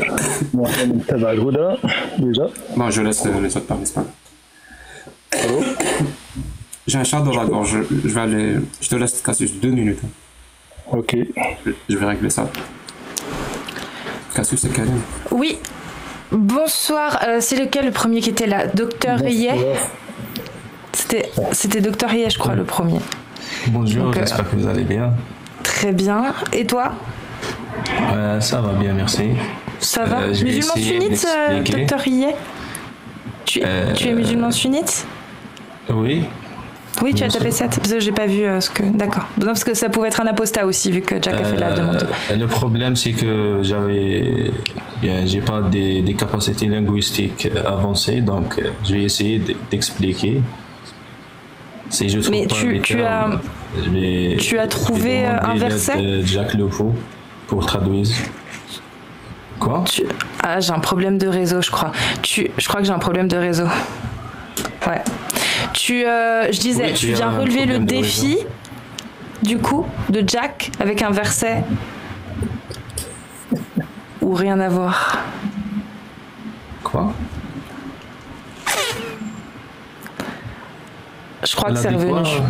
Je disais, tu es venu relever le défi de... Là, on m'entend mieux ou pas? Parce que je sais pas ce qui se passe. Karim, tu m'entends? On t'entend très bien, Cassius. Ah ok, d'accord. Bon, du coup, je disais, Docteur Yeh, tu es venu avec un verset pour nous prouver que le Coran est d'ordre divin, ou alors tu viens pour toute autre chose? Je ne sais pas quel est votre sujet, quel est le sujet que vous avez abordé aujourd'hui. Alors Jack, il aimerait qu'on lui ramène un verset, nous aussi d'ailleurs, un verset du Coran qu'il ne pourrait pas être dit ou écrit par un humain. Donc qui viendrait qui prouverait que le Coran vient forcément d'une divinité. Je suis sûr que Jack Lepo est un athée, je pense, non? Donc, je pense pas qu'elle a besoin d'un verset coranique, ou bien elle peut pas croire par un verset coranique, je pense. C'est la demande en fait de ce soir. Si toi en fait tu as un verset coranique qui peut que tu trouves toi d'ordre divin et qui ne pourrait pas être dit, ouais c'est ça, et qui n'aurait pas pu être sortir du cerveau d'un humain. Voilà. 400 ans. Ça va Amir? Mo, je vais juste te demander de te mute jusqu'à ce qu'on puisse qu'on ait fini avec Docteur Yeh. Merci. Du coup, Docteur Yeh, est-ce que tu penses pouvoir nous donner un verset de ce type pour qu'on puisse en parler? Quel type? Et voir s'il est vraiment d'ordre divin. Bien préciser. N'importe, un verset que toi tu considères comme impossible à sortir du cerveau d'un humain, que c'est forcément un dieu qui l'a écrit, qu'en gros il n'y a aucune possibilité pour que ce soit un humain qui ait pu l'écrire au 7e siècle. C'est forcément un dieu, quelque chose qui est forcément divin. Une phrase selon toi, en tout cas un verset qui viendrait forcément d'un dieu et pas d'un humain. Je vous donne un exemple. Dans le Coran, on a des versets qui parlent de des planètes je ne sais pas comment exprimer, mais tout le monde sait que avant 1400 années, il n'y a pas de science, il n'y a pas des gens qui peuvent, bien qui, comment dirais-je. Bah, tu as les versets pour qu'on puisse les lire et voir de quoi tu parles? Ou oui, un des sûr. versets, s'il te plaît. Sur la sourate Youssef.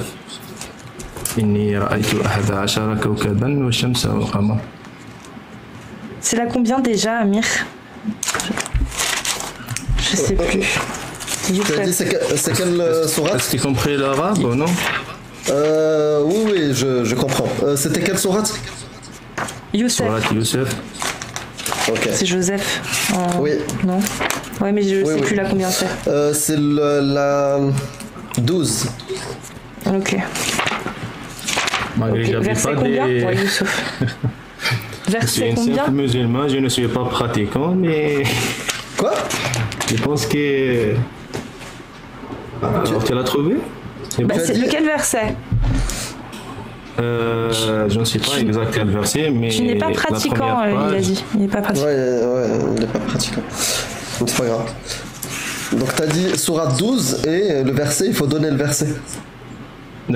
Inni ra'aytu 11 kawkaban.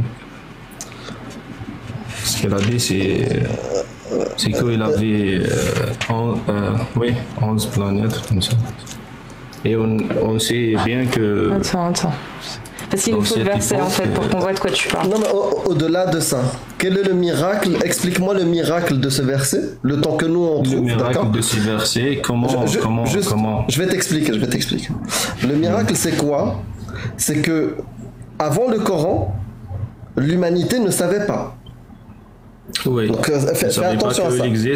Ne savait pas qu'il existe des planètes, et en plus quand je dis une planète, c'est-à-dire quelque chose qui avait la forme sphérique, et ça implique que la Terre, bien le prophète, il sait que notre planète, sa forme est sphérique.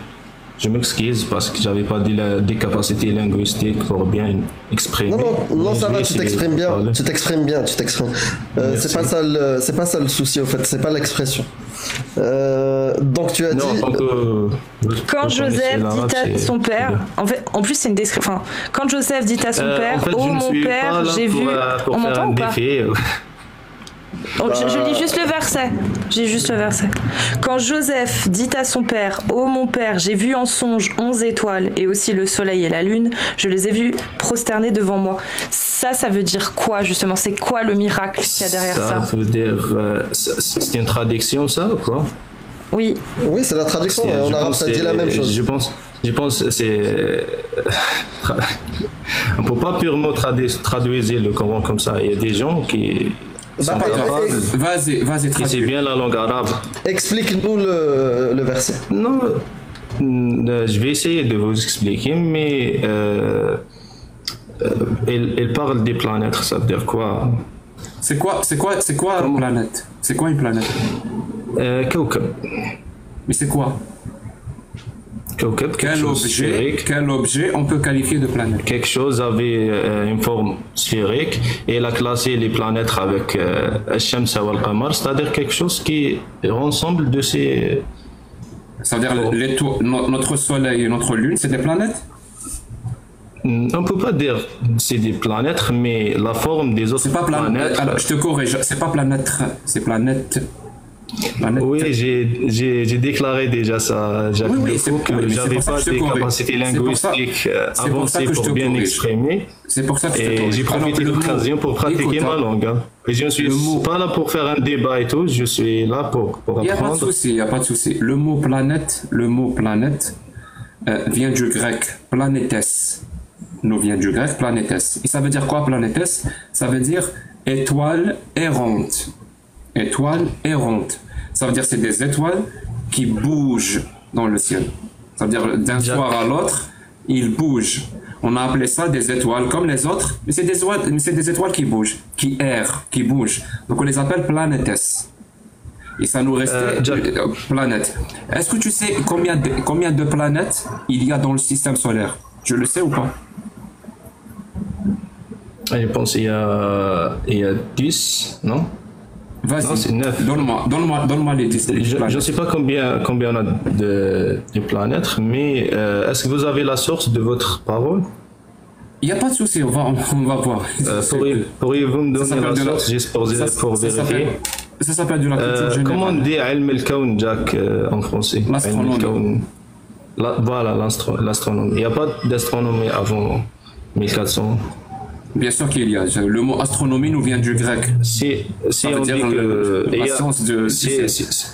كي نقولوا باللي كان عندهم l'astronomie, les bases... Il y a combien de planètes dans le système solaire, s'il te plaît? Je ne sais pas, 9, 8? Il y a 9, 8. Choisis. 8. Disons qu'il y a 8. Qu'est-ce que le verset dit? Il y a combien de planètes? Le verset, qu'est-ce qu'il dit? Non, je parle pas de... Peut-être comment dire... Le verset que tu nous as lu, Surat Yusuf 12:4, il dit quoi? Tu as dit Kaukab, ça veut dire planète. Le miracle, c'est que comment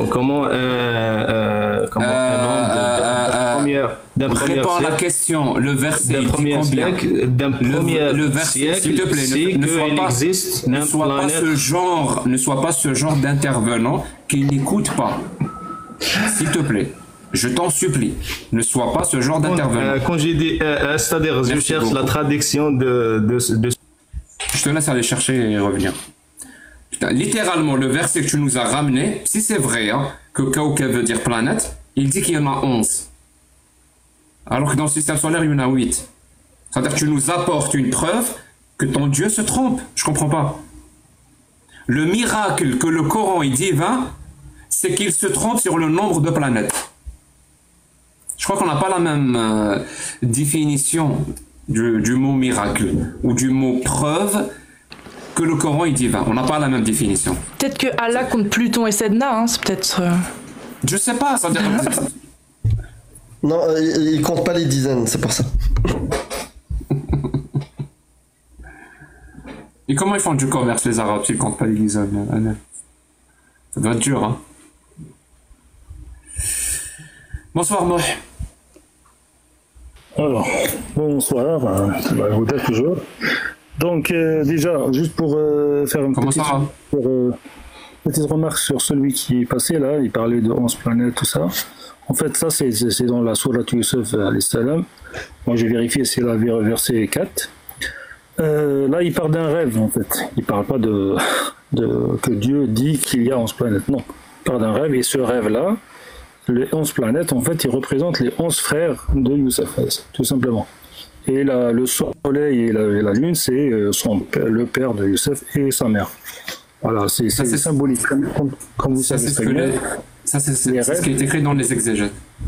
Les rêves, c'est symbolique. C'est ça pas... Comment? C'est ce qui est écrit dans les exégètes. Bah oui. Ok. Ouais. Bon, alors moi ce que je voulais, donc en fait je voulais répondre au sujet d'aujourd'hui là, sur les preuves que le Coran c'est la parole de Dieu, que l'islam c'est la vérité, etc. Je sais pas, moi je suis tombé sur une vidéo sur YouTube de quelqu'un peut-être que vous connaissez, rappelle Sunna ou un truc comme ça, qui parle de 5 preuves que l'islam est la vérité. Alors la première preuve qu'il apporte. Ah, merci, très bien. Oui. La première preuve qu'il apporte, c'est dans la sourate 25, verset 53. Vous pouvez vérifier, je ne sais pas si vous avez un ordinateur, sûrement. Donc, c'est en français, c'est marqué, donc c'est quelqu'un qui parle en français. Hein. T'as dit quel 25-23, c'est ça? 25-53. 53. Voilà, c'est ça.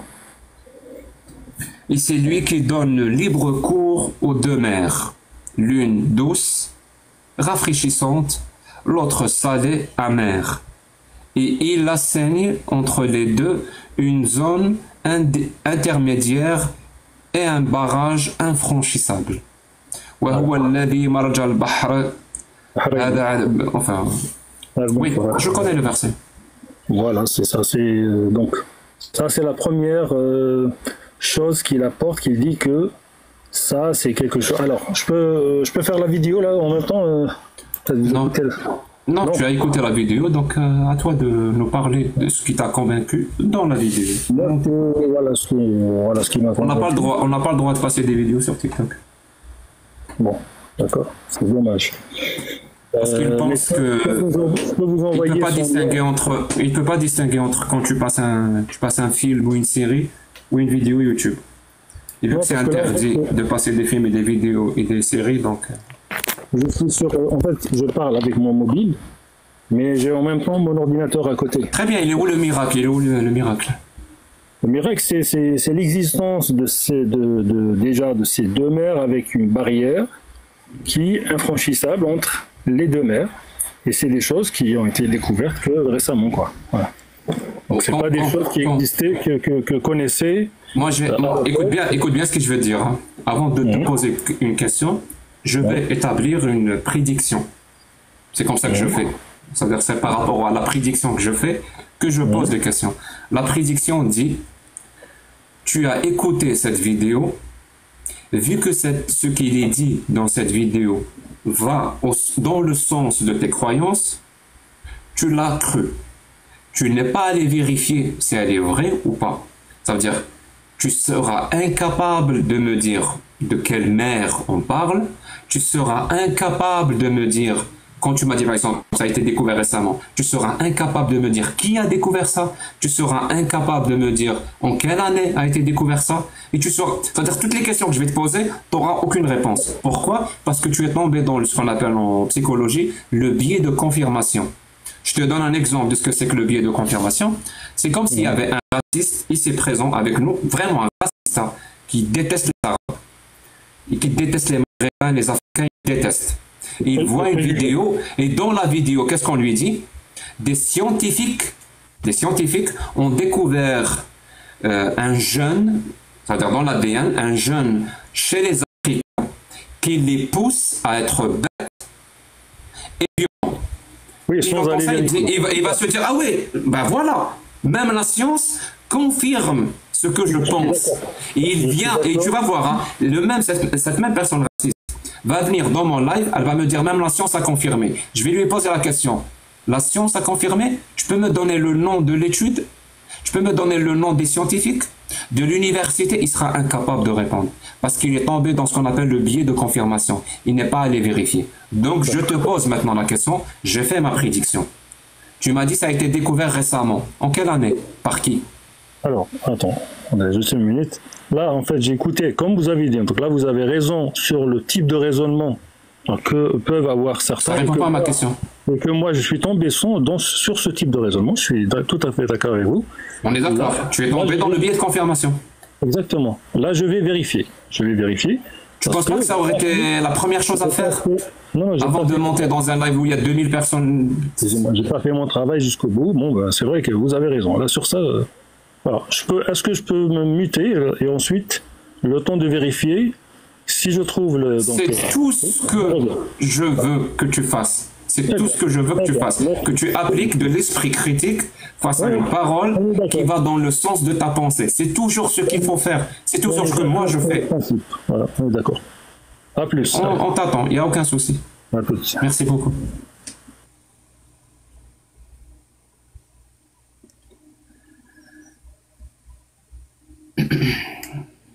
S'il y a des gens qui veulent monter et qui pensent qu'ils ont de bons arguments, je suis tout oui et ça m'intéresse vraiment pour savoir si le Coran est divin ou pas.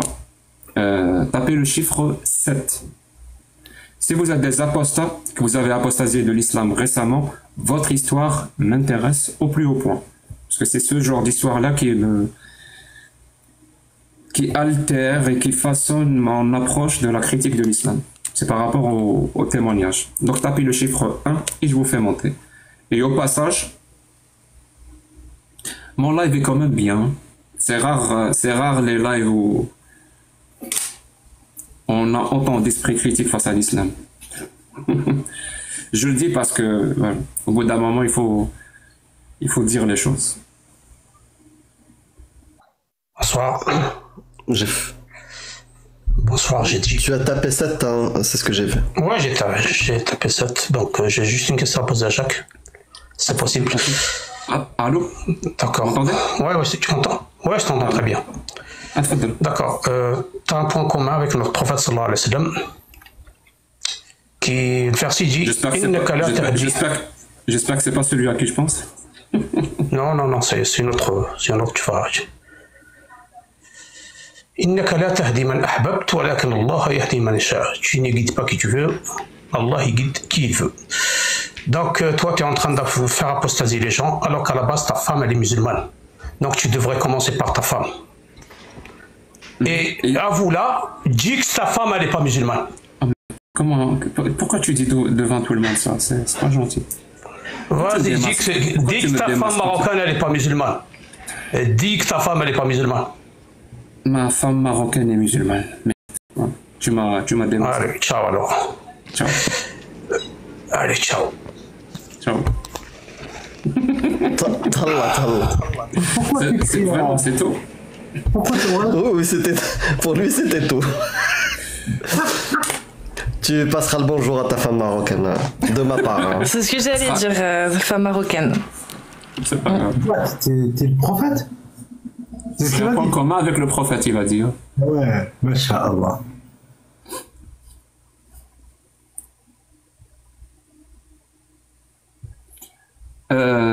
J'arrive pas à lire son nom. J'ai pas envie de l'écorcher. Qu'est-ce que c'est écrit? Nassitur Arabis. Arabis. Ouais. Oui, Arabis. Bonjour Arabis. Oui, il y a trop de bruit, je sais pas. Ah, excuse-moi, attendez. Ah. Trop de bruit. Voilà, vous m'entendez mieux là? Ouais, beaucoup mieux. Oui, bonsoir à tous. Moi, ça serait... Je voulais juste une petite question, enfin pas une question, mais une petite, oui, tu as tapé quel chiffre, s'il te plaît? J'ai tapé 7. Ok, très bien. C'est concernant la croyance en Dieu de manière générale, en fait. Pas l'islam en particulier. Non. On discute pas le déisme. Le déisme, ça porte un nom, ce que tu appelles. Ça s'appelle le déisme. On discute pas le déisme dans live. Du tout. Oui, mais toi, tu crois pas en Dieu en général. Pas... Oui, mais un déiste. Voilà, c'est pour ça ma question, elle est sur ça, en fait. Je vais te dire, en fait parce qu'un déiste, je vais t'expliquer pourquoi. Ça veut dire c'est pas une méchanceté de ma part. En fait, un déiste, c'est quelqu'un qui croit en Dieu. Et ce Dieu-là ne lui a pas parlé, il n'a pas envoyé de messager, il n'y a pas de livre sacré. Ça veut dire entre moi et le déiste, moi l'athée et le déiste, on n'a que des points en commun. C'est juste que lui, par rapport à cette question-là de Dieu, il fait ce qu'on appelle une profession de foi. Il croit en un Dieu, mais ce Dieu-là n'a pas envoyé de livre. C'est-à-dire si moi et le déiste, par exemple, on a une discussion politique, une discussion sociale, une discussion sur la science, sur n'importe quel sujet, ben on va avoir exactement les mêmes références. On va penser à la science, on va penser aux études, on va penser aux connaissances. Il ne va pas m'apporter un livre, il me dit voilà, la réponse elle est là. C'est un déiste. Il n'a pas de livre sacré. C'est-à-dire, si lui ou moi on discute, est-ce qu'on doit instaurer l'égalité entre les hommes et les femmes? On va parler sur l'égalité entre les hommes et les femmes. En droit, bien sûr, je parle des lois. Il ne va pas me dire non, je suis contre l'égalité parce que mon Dieu l'a dit ici que les hommes ont autorité sur les femmes. Il ne va pas me faire ça. Il n'a pas de livre sacré. C'est-à-dire, lui et moi, on est kiff-kiff, on est pareil. C'est pour ça que je viens de discuter avec ceux qui ont un livre sacré, qui prétendent être parfaits, qui prétendent que ça vient d'un Dieu. Parce que moi, je vais discuter avec eux et voir si vraiment ce livre-là correspond à un verbatim divin ou si ça correspond tout simplement à un verbatim humain, ignorant, en l'occurrence c'est l'islam, un verbatim ignorant du 7e siècle. Est-ce que tu as compris la situation? Oui, j'ai compris. J'ai compris parce que moi je pensais en fait je pensais que tu croyais pas en Dieu du tout en fait. Je ne crois pas en Dieu. Tu utilisais, oui, mais tu utilises souvent, je t'ai entendu une ou deux fois, en fait utiliser la logique et la rationalité pour prouver l'inexistence de Dieu. C'est rare. Voilà, c'est pour ça. Donc c'est moi qui me suis trompé à ton sujet alors. Je fais amende honorable. Il n'y a pas de souci, mais vu que tu as tapé le chiffre 7, ça veut dire que tu es musulman sunnite. Oui, ouais, mais moi en fait je voulais te parler de la croyance en Dieu sans distinguer l'islam ou. Ne me dis pas. Parce que moi je voulais simplement dire que tu as honte. Ne me dis pas que tu as honte. Non, j'ai pas honte du tout. La parole d'Allah. Ah non, c'est pas que j'ai honte, pas du tout. Mais c'était simplement pour dire, moi je voulais simplement dire qu'on peut pas utiliser la logique et la rationalité pour prouver l'inexistence de Dieu. Ouais.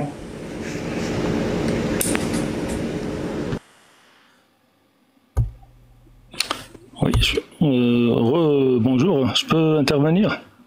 Moi, on finit avec Nassitur Arabis et puis après on revient à toi. Alors, normalement la question c'était donne-nous des preuves qu'en quoi le Coran est la parole de Dieu. C'était ça la question. Ouais, et on parle pas de l'existence de Dieu. C'est pas le sujet du live. Mais puisque tu es musulman sunnite, parle-nous justement. Pourquoi le Coran est divin? En fait, cette question, tu vois, pour moi, c'est une question qui n'a pas de. Pourquoi le Coran est divin, c'est une question à laquelle on ne peut pas répondre, parce qu'on peut renvoyer la question dans l'autre sens, c'est-à-dire demander à la personne qui ne croit pas que le Coran est divin de nous prouver qu'il n'est pas divin, tu vois.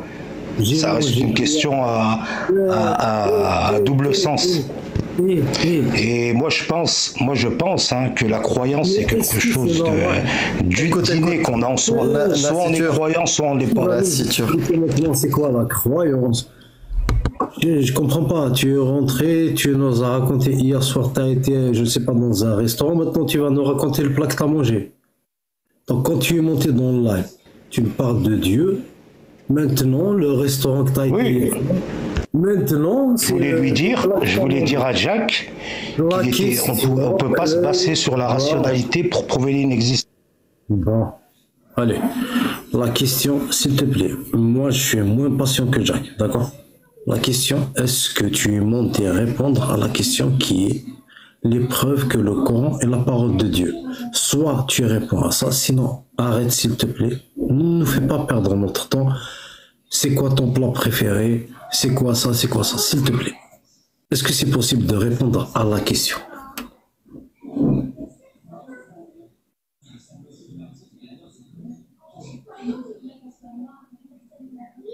C'est pas ça, c'est pas pour cette question que je suis monté, moi. En fait, t'as pas compris même ma question, en fait. Allez, il y avait un thème sur le live. Et autre chose, la charge de la preuve, c'est à celui qui affirme, pas à celui qui doit réfuter. Maintenant, moi, je te pose maintenant la question. Il y a le verset qu'il a dit, Jack, وَالْمُحْصَنَاتُ مِنَ النِّسَاءِ إِلَّا مَا مَلَكَتْ أَيْمَانُكُمْ. Est-ce que tu peux nous répondre à cette question? Est-ce que celle-là, cette parole, est divine? En fait, tu fais de la théologie. Moi, je suis pas monté pour parler de théologie. Moi, je suis pas. D'accord. Les femmes, sauf si elles sont mauvaises.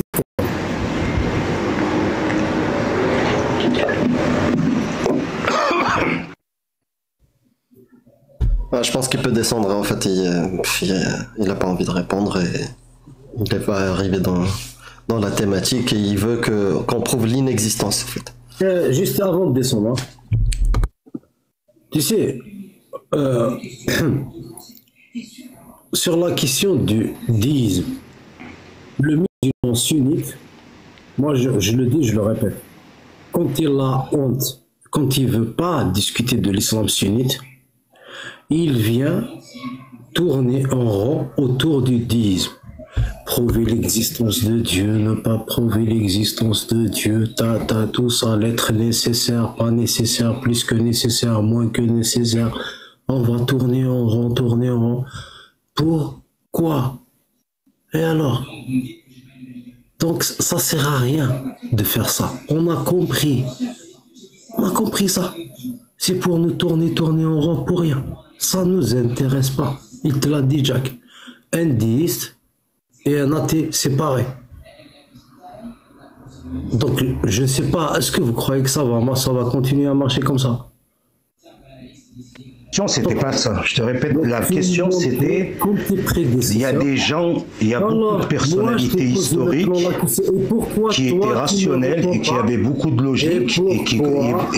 Mais pourquoi toi, tu veux pas me répondre à la question qui, dans l'islam sunnite, vous sont autorisées, vous sont interdites les femmes, sauf si elles sont vos esclaves. Pourquoi toi, tu ne veux pas répondre à cette question alors? Puisque c'est un échange, tu es monté, il t'a répondu. Oui, mais moi je ne suis pas dans la théologie. Ça c'est de la théologie, l'étude des textes, tu vois. Moi je ne suis pas monté pour ça. Moi je suis monté pour une question bien précise. Et Jack, j'ai commencé à avoir un échange avec lui et apparemment il est occupé, bah c'est pas grave, je montrerai une prochaine fois. Pas de souci. Tu es musulman sunnite, mais tu n'es pas dans la théologie. Comment? Tu es musulman sunnite, mais tu ne sais pas ce qui est halal, ce qui est haram. Est-ce que tu manges du porc? Non, je mange pas de porc, non. Si je suis musulman sunnite, c'est logique, hein. Pourquoi tu ne manges pas de porc? Comment? Pourquoi tu ne manges pas de porc? Parce que je suis musulman sunnite, tout simplement. Tu l'as dit. Parce que c'est haram par un verset coranique. On est d'accord. Musulman sunnite ne mange pas de porc. Ah, je crois que Jack il est revenu. Je vais juste terminer avec Jack Oui, Jack, excuse-moi, hein, si ma question peut-être elle était hors sujet. J'ai peut-être pas tout compris. Bon, moi en fait c'était juste pour dire que, tu vois, parfois je t'ai entendu dire que si on raisonnait rationalité et logique, qu'on était cartésien, on ne pouvait pas croire en Dieu. Sauf si je t'ai mal compris. Ouais, ouais. Et j'ai cru t'entendre dire ça. Et tu n'es pas théologien, on est d'accord. Tu n'es pas théologien. Ah, pas du tout, vraiment pas. Non, je suis pas pourquoi tu manges pas de porc alors? Si tu n'es pas théologien, pourquoi tu manges pas de porc? Non, mais moi, quand je te dis théologien, c'est dans le sens, le théologien, celui qui se penche sur les textes et qui fait l'analyse des textes. Tu ne l'es pas. Toi, tu ne l'es pas. Toi, tu ne l'es pas. Non. Pourquoi moi, tu manges pas de porc alors? Penché sur les textes. Pourquoi tu ne manges pas de porc alors? Parce que je suis musulman sunnite et musulman sunnite ne mange pas de porc, tout simplement. Parce que c'est interdit dans ma religion. Parce que c'est interdit, parce que c'est haram. Très bien. Dans ça. Et coucher avec une femme mariée, si elle est en esclave, c'est haram ou c'est halal? Coucher avec une femme mariée qui est mon esclave, ça risque pas d'arriver, je pense, aujourd'hui. Je te dis pas si ça risque de t'arriver. Vu que l'esclavage n'existe pas. Par la parole d'Allah, le porc est haram. Par la parole d'Allah, coucher avec une femme déjà mariée qui elle a un mari. Mais il se trouve que cette femme c'est en esclave. Ça, par la parole d'Allah, c'est haram ou c'est halal? Ah, ça je sais pas. Je sais pas, vu que l'esclavage aujourd'hui, il n'y a pas de souci. Il n'y a pas de souci. Tu ne sais pas. Écoute bien. Si tu ne sais pas, il y a deux réponses possibles. Soit c'est haram, soit c'est halal. On est d'accord? Soit c'est haram, soit c'est halal. Donc soit c'est illicite, soit c'est licite. Si c'est licite de coucher avec une femme déjà mariée, si elle est en esclavage, est-ce que c'est problématique pour toi ou pas? Si c'est problématique pour moi, déjà le fait, moi je vais dire le fait qu'elle soit esclave, c'est déjà ça le problème pour moi. Très bien, très bien. Ça veut dire un Dieu qui autorise l'esclavagisme, ou l'esclavage, pardon. C'est problématique pour toi. Il commet une erreur. Bien sûr.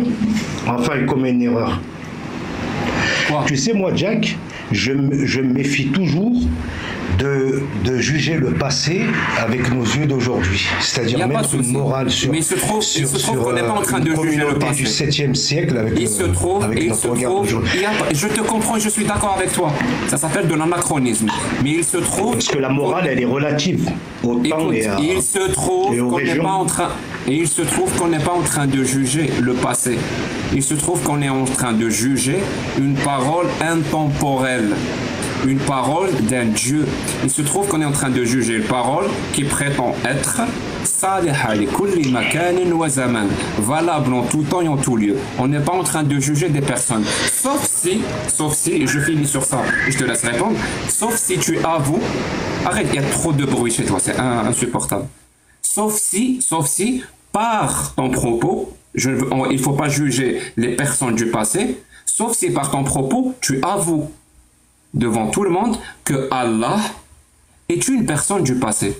Pour le coup, toi et moi, on sera d'accord. Parce que moi, c'est ça ma ligne directrice quand je critique l'islam. J'essaye de prouver que Allah n'est pas un Dieu, mais une personne du passé. Est-ce que c'est ça que tu veux dire? Que Allah est une personne du passé et pas un Dieu divin dont la parole est valable en tout temps et en tout lieu? Merci Romain. Ouvre ton micro et réponds à la question posée. Oui, la question posée, non, pour moi, c'est pas un être du passé. Donc c'est un être divin dont la parole est valable en tout temps et en tout lieu. C'est un être divin, tout à fait, mais ensuite, il faut voir comme je te disais, la société du 7e siècle n'est pas la nôtre, la morale n'était pas la même. On parle pas de la société, on parle d'Allah. On parle pas de la société, on parle d'Allah. Très bien. Allah par sa parole, Allah par sa parole, Allah par sa parole, qui est valable en tout temps et en tout lieu. Il a autorisé ou il a interdit l'esclavage? Moi, je pense que la question de l'esclavage, elle aurait dû être réglée par tout ce qui était. Moi, je pense que le couscous tout ce qui était les émirs, meilleur que le couscous musulmans. Je suis d'accord avec toi. Durant tous les siècles. Je suis d'accord avec toi. Le couscous blanc, pour moi, en tant qu'Algérois, est mieux que le couscous rouge. Mais maintenant, la question est est-ce que Allah, par sa parole, qui est valable en tout temps et en tout lieu, il a autorisé ou il a interdit l'esclavage? Il a autorisé pour une société du 7e siècle. Il a interdit pour nous. Après, pour nous, c'est autre chose. Est-ce qu'il a interdit pour nous? La distance qui nous sépare. Non. Est-ce qu'il a interdit pour nous? Comment ça? Est-ce que Allah a interdit l'esclavage pour nous? Il l'a pas interdit pour nous, mais nous, en tant qu'êtres humains, on a une morale aussi. Tu vois ce que je veux dire ? Qui est meilleure que celle d'Allah ? On peut s'adapter. Non, c'est pas qu'elle est meilleure, c'est que elle est moins bien. Elle est moins bien que Allah. Elle est moins bien que la morale d'Allah. Elle n'est pas comparable. Tu peux pas la comparer. J'ai quand même envie de la comparer. J'ai quand même envie de la comparer. Parce que tu peux pas comparer un être avec Dieu. Tu vois. J'ai quand même envie de la comparer. C'est à nous. Alors, sur l'esclavage, c'est la parole d'Allah qui l'autorise qui est mieux, ou celle des êtres humains de 2024 qui l'interdisent? Quelle parole est mieux? Eh ben, moi je te réponds, apparemment si tous les gouvernants aujourd'hui du monde musulman l'ont interdit dans la loi, non mais poulet ou de la viande? Oui, mais si tous les gouvernants l'ont interdit, c'est qu'ils ont une raison. Le couscous, tu le manges soit avec du poulet ou de la viande? Là, je préfère avec la viande. Merci beaucoup. Maintenant, on revient au sujet. Maintenant qu'on a parlé d'un peu. On revient à mon sujet maintenant. On revient au sujet. Quelle parole est meilleure selon toi? Celle d'Allah qui autorise l'esclavage ou celle des êtres humains de 2024 qui l'interdit? Mais je t'ai répondu qu'on ne pouvait pas comparer la parole d'Allah et celle des êtres humains. C'est impossible? C'est pourtant clair. C'est impossible? C'est impossible de le faire? On va vérifier. Cassis, tu es là? Je vais te demander un truc impossible d'après Nassitur. D'après Nassitur, c'est une question impossible à répondre. Genre donner un verset qui émanerait d'une divinité? Non. Est-ce que encore plus compliqué? Ouais, pour lui, c'est une question impossible à répondre. Est-ce que pour toi, une parole qui autorise l'esclavage est mieux ou moins bien qu'une parole qui l'interdit? Elle est moins bien qu'une parole qui l'interdit. Donc une parole qui l'interdit est mieux qu'une parole qui l'autorise de l'esclavage. Oui. Comment tu as fait? Tu dois être très très forte.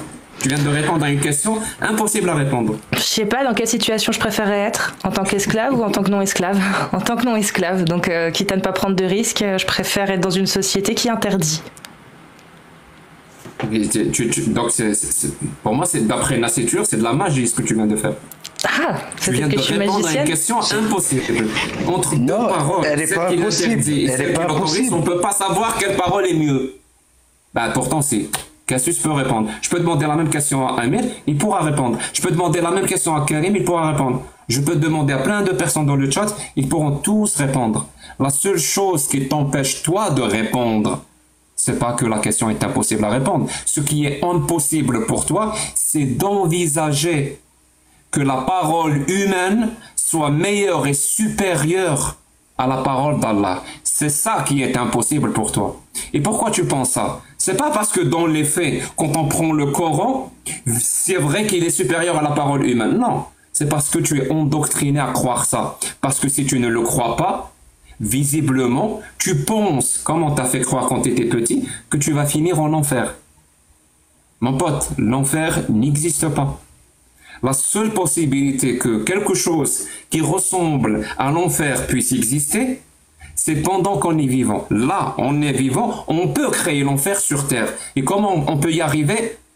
C'est en posant des idéologies qui te disent qu'il y a un enfer après la mort. Et voilà ce que tu dois faire pour éviter l'enfer. Et si tu appliques ça, c'est-à-dire l'islam sunnite, si tu l'appliques, vraiment, toute la charia islamique, si tu l'appliques sur Terre pour éviter d'aller en enfer après la mort, c'est là où tu vas finir par créer l'enfer sur Terre. Où il n'y a aucune égalité, où l'esclavage est autorisé, où le mariage des est autorisé, où l'époux peut frapper sa femme, l'époux peut épouser 4 femmes, où la femme est méprisée, où elle doit se cacher, elle n'a aucun rôle d'autorité juridique ou quoi que ce soit, elle ne peut rien faire. Là, ça va être l'enfer, non seulement pour les hommes, mais encore pire pour les femmes. Là, oui, on peut parler d'enfer, mais sur Terre, pas après la mort. Merci beaucoup, Nassitur. Mohamed, tu es revenu? Oui, je suis revenu. Alors, bon,